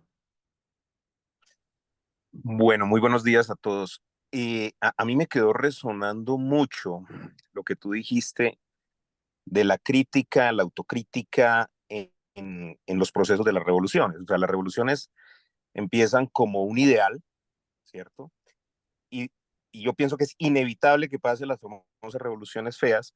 Y pienso que lo que dice allí el autor es que entre más pronto pasemos a esa revolución fea, es decir, entre más pronto pasemos a la práctica, a la realidad, podríamos volver a regresar a una revolución bella nuevamente. Y viene como esa dialéctica entre lo bello, lo feo, lo bello, lo feo.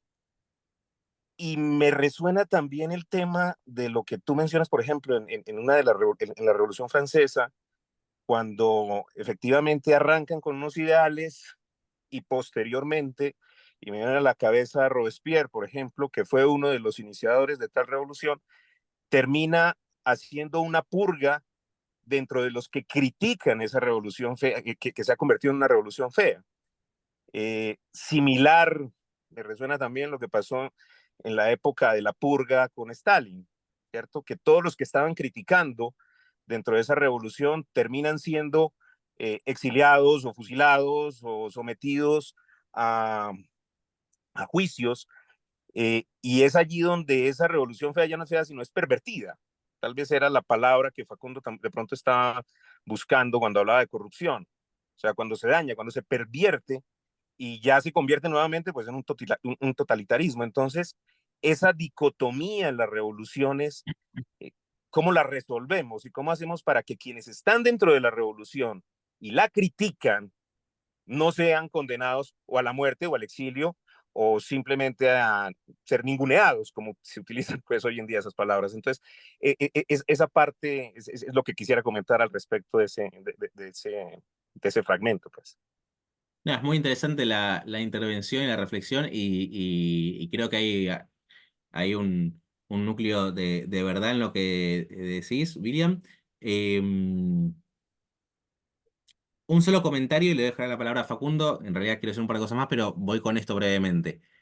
Me parece que en el caso, o esa es mi opinión, que en el caso de la Revolución Jacobina no tiene tanto que ver con una represión a la disidencia, sino con la imposibilidad, o sea, es más estructural todavía el problema, es la imposibilidad de realizar en esa sociedad el ideal que los jacobinos intentan realizar, ¿no? Hay una paradoja por la cual esa nueva sociedad, la sociedad burguesa, solamente puede surgir con el ímpetu revolucionario virtuoso, digámoslo así, republicano en los jacobinos, pero ese virtuosismo republicano no puede durar en la sociedad burguesa, a no ser que sea a costa de cortarle la cabeza a cualquiera que se salga de ese virtuosismo republicano, pero como eso es absolutamente irracional, como diría Hegel, cae y los propios virtuosos republicanos son guillotinados por los burgueses, ¿no?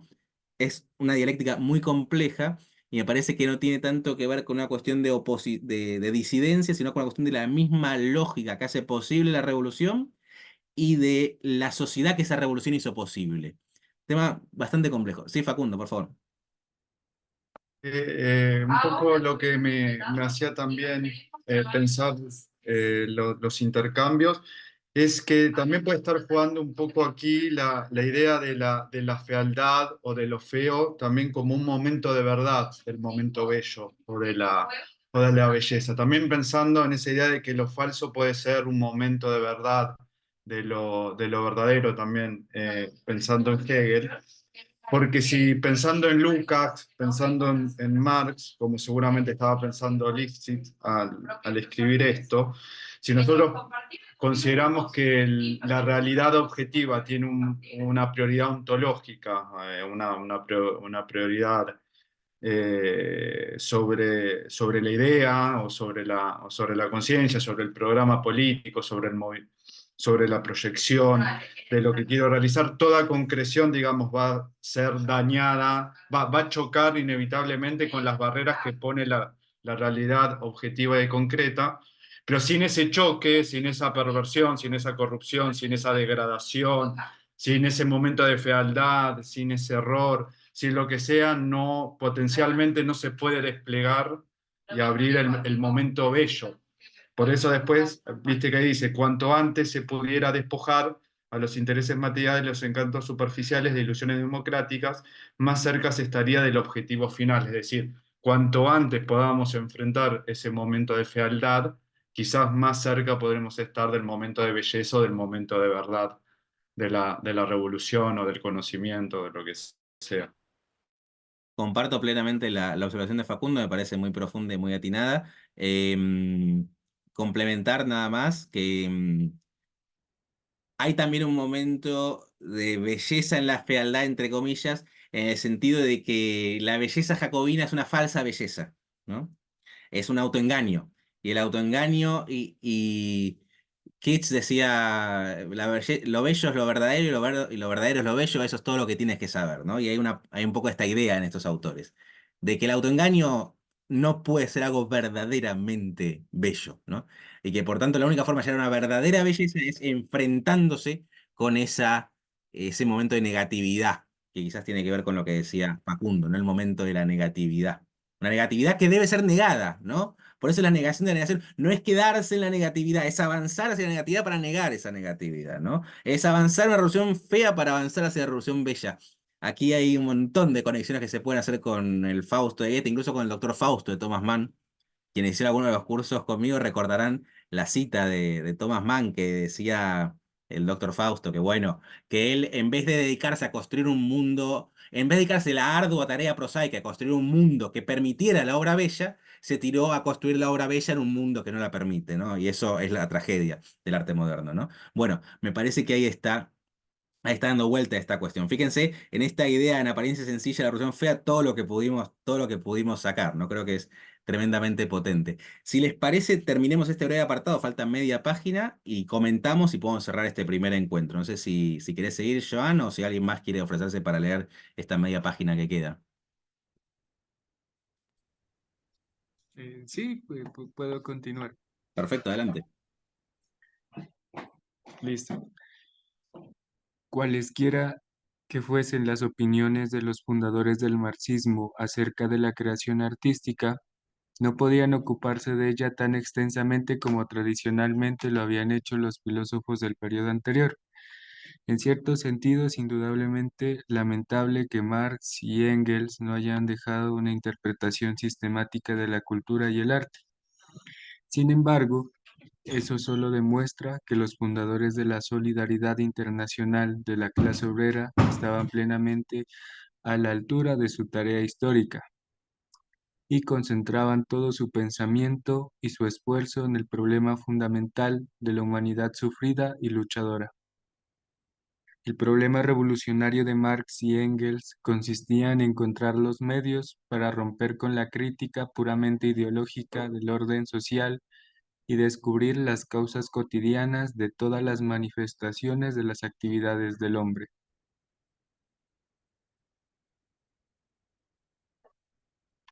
En cuanto a los problemas del arte y la cultura, la importancia de la teoría marxista sería inmensa aun cuando no supiéramos nada de las opiniones estéticas de los fundadores del marxismo. Afortunadamente, sin embargo, no es así. En sus obras y en su correspondencia hay muchas observaciones y pasajes enteros que expresan sus ideas sobre diversos aspectos del arte y la cultura. Como aforismos, son profundos y significativos, pero, como todos los aforismos, admiten interpretaciones relativamente arbitrarias. En este punto que se inicia el trabajo del estudioso. Su tarea es vincular esas observaciones al desarrollo general del marxismo. Las opiniones estéticas de Marx están intrínsecamente vinculadas a su visión revolucionaria del mundo. Tienen una importancia más que meramente biográfica, aun cuando por diversas razones solo poseemos fragmentos de sus pensamientos sobre el arte. En relación con esto, las fuentes más antiguas corresponden al periodo de su desarrollo político que podríamos llamar periodo de democratismo revolucionario. Bueno, muy bien, gracias, Joan. No sé si alguien quiere agregar algo, abonar algo al debate anterior o sobre esto que leyó recién Joan. No sé si se pronuncia así, Joan. ¿Es así lo estoy pronunciando bien? Quizás no. Es Jan.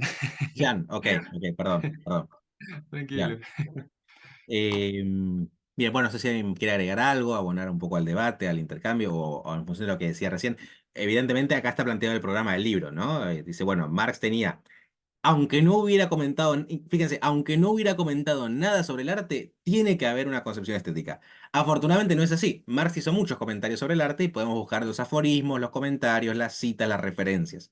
Ahora, el trabajo del estudioso es sistematizar eso, mostrar la coherencia, como diría Lucas de Lenin, la coherencia de su pensamiento, ¿no? Y eso es lo que va a intentar hacer Lifshitz en este breve libro, mostrar la coherencia de sus ideas estéticas, ¿no? Sí, al mismo tiempo me parece que lo que está un poco en juego acá es que Lifshitz está admitiendo el carácter contencioso y polémico de una estética marxista, justamente por el hecho de haber sido desarrollada fragmentariamente o en aforismos o de ese modo.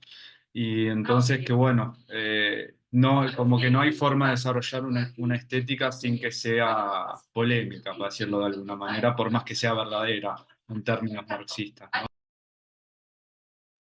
Completamente de acuerdo, Facundo, y de hecho es hasta polémico porque es la primera vez que alguien dice esto.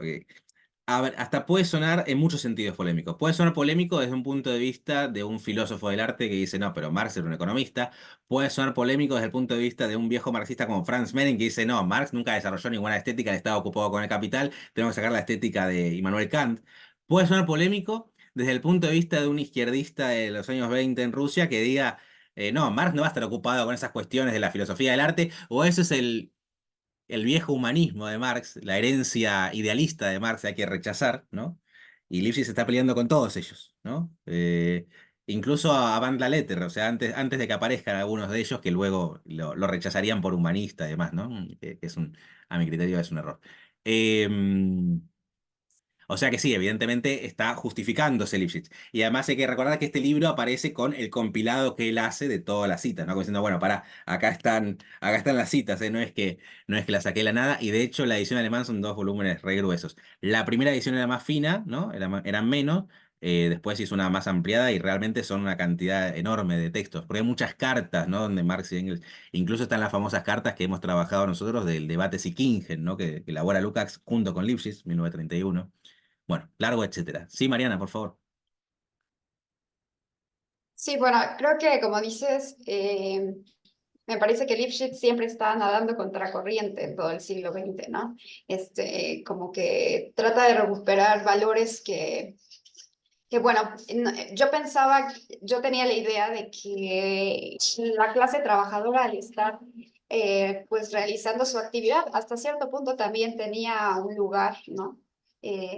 Digamos, tenía algo de artístico eso, pero ahora me queda claro y desde el curso pasado que hay una peculiaridad en la actividad creativa, ¿no?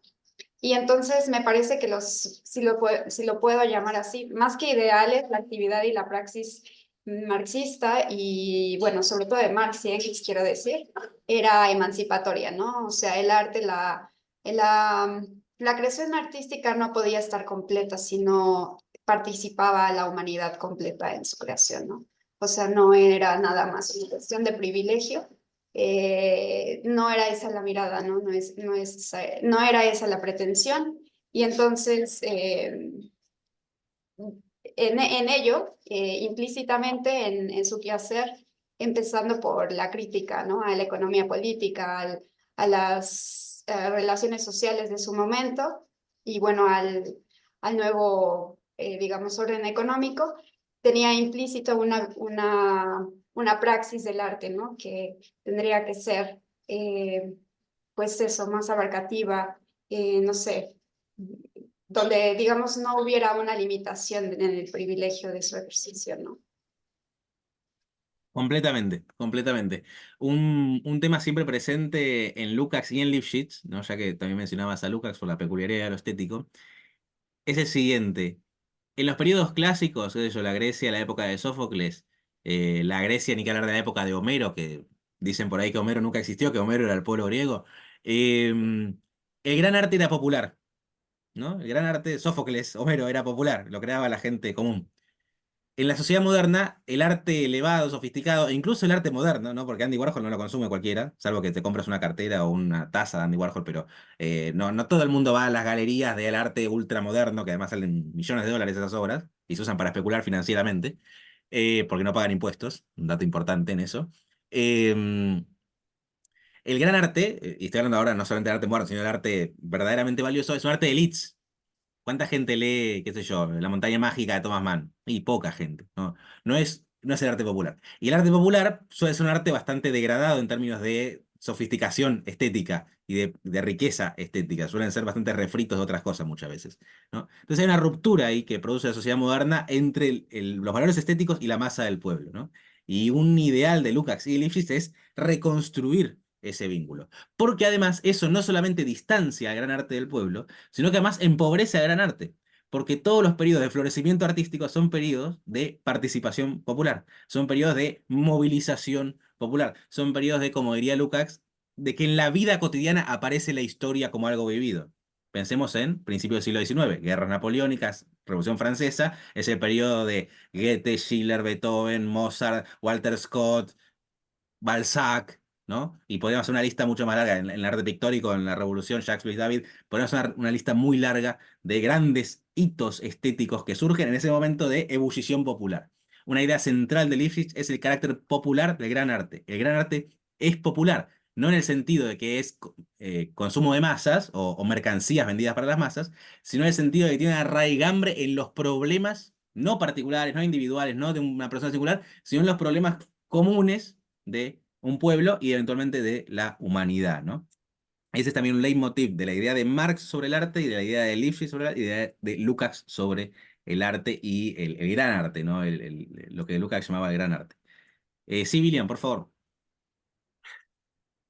Bueno, me viene también a la cabeza la obra magna, pues, de Carlos, que es El Capital.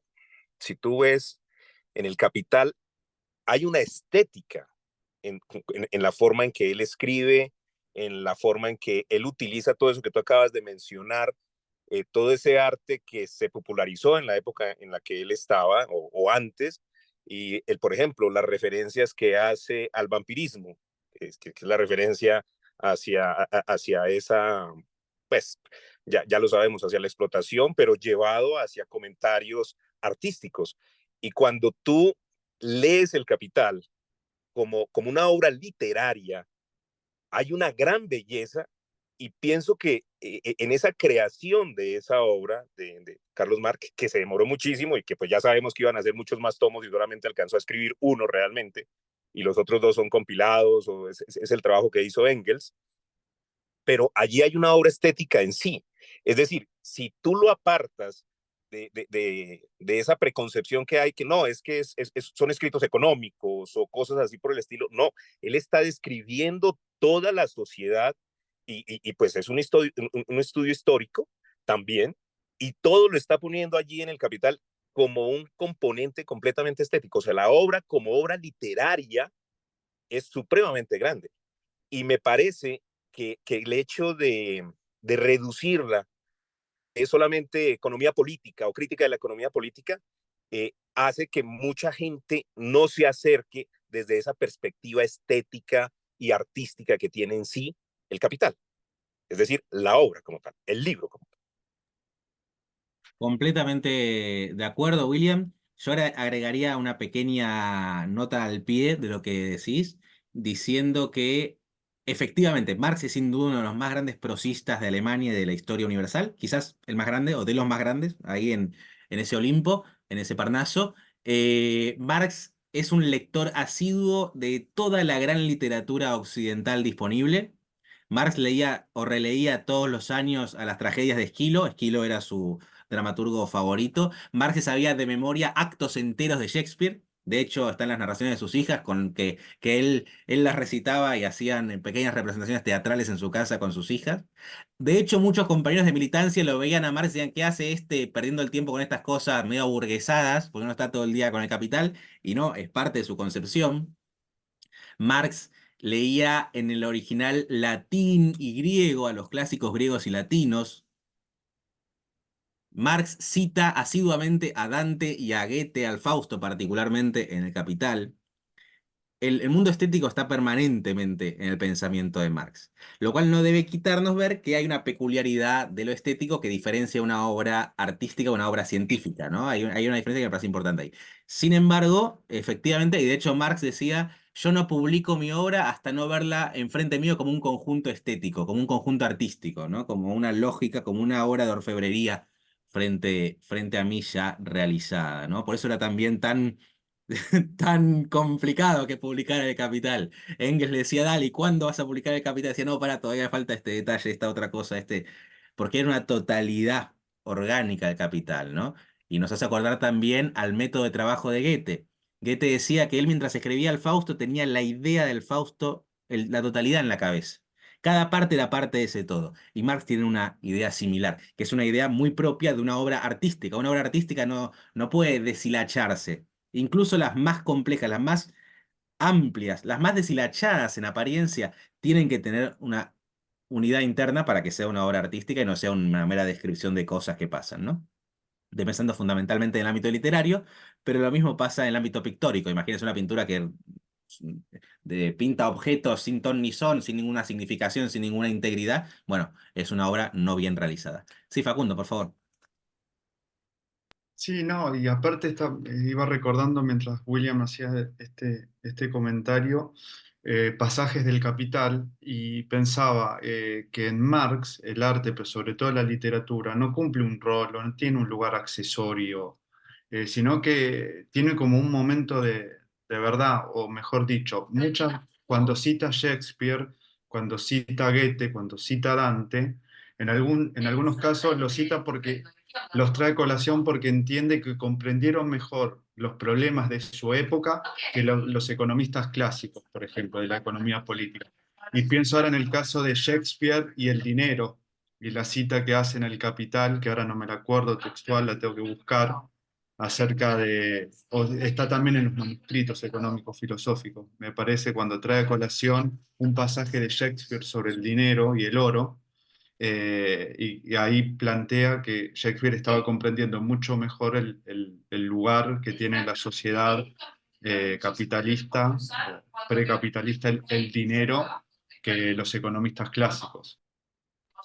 Y los trae en ese sentido, digamos, como exponentes de una verdad científica en el campo literario, ¿no? Reflejándola de otra manera esa misma realidad.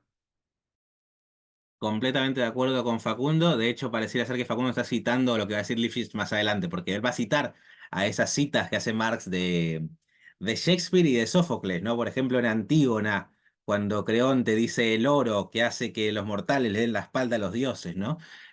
O Shakespeare, Timón de Atenas, ¿no? El oro que hace blanco lo negro, lindo lo feo, bueno lo malo, que pone a los corruptos en las butacas del Senado y hace que la mujer ya vieja y anciana vuelva a la primavera de abril, ¿no?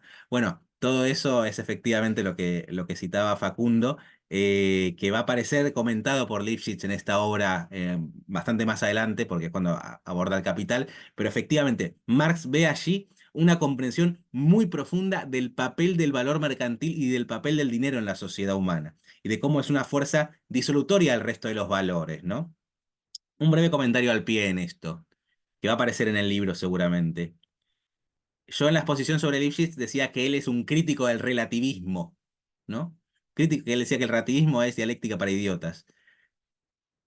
En este libro, La crisis de la fealdad, está muy desarrollada esa idea, porque la idea, y también va a aparecer en el libro que estamos tratando ahora, es que la sociedad moderna no es que no tiene nada, no es que no tiene nada absoluto, sino que lo absoluto es una cosa ahora totalmente vacía de todo contenido. Todo es relativo al valor mercantil, todo es relativo al dinero, todo puede ser comprado y vendido.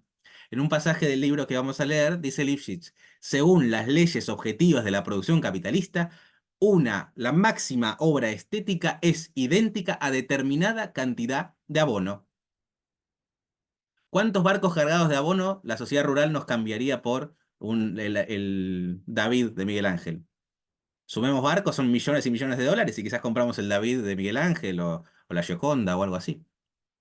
Porque según las leyes de la evolución capitalista, todo es relativo a ese valor abstracto, ¿no? Es la relativización de todos los valores. Por eso el dinero hace que los mortales le den la espalda a los dioses, ¿no? Porque es un nuevo absoluto, vacío de todo contenido. Y eso lo descubre Marx en Sófocles, 2000 años antes, ¿no? Esa idea. Y en Aristóteles también, y en Shakespeare, en Timón de Atenas, está con mucha potencia esa idea de cómo el dinero disuelve las relaciones concretas entre los seres humanos. Les recomiendo que lean Timón de Atenas, es una gran obra de teatro, realmente, y muy divertida de leer. Bueno, no sé si alguien más quiere agregar algo, comentar algo. Ya estamos sobre la hora, podemos ir cerrándolo aquí. No sé si alguien quiere hacer un comentario para ir cerrando.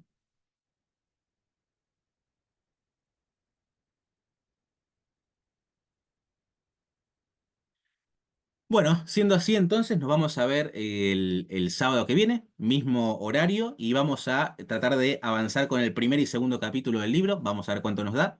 Obviamente, que terminemos o no el libro está sujeto a los tiempos que demore el intercambio y demás. Y la realidad es que lo rico de esto es el intercambio, me parece. Después el libro puede cada uno terminarlo si nos queda algún capítulo por su propia cuenta, pero me parece que lo que está bueno es esto. Así que espero que les interese, espero que les sirva. A quienes abonaron por adelantado, mi agradecimiento porque confiaron en que esto iba a ser interesante, y quienes quieran sumarse, estamos en contacto por el tema del pago. Cualquier problema me escriben y lo pueden hacer igual, obviamente. Y bueno, espero que sea provechoso, interesante, motivador y que haya un lindo intercambio aquí entre todos, que lo importante es eso, el intercambio y la participación. Hoy estuvieron bastante participativos, así que bien, sigamos así y nos vemos el próximo sábado. Buen fin de semana. Chau, chau. Gracias, igualmente.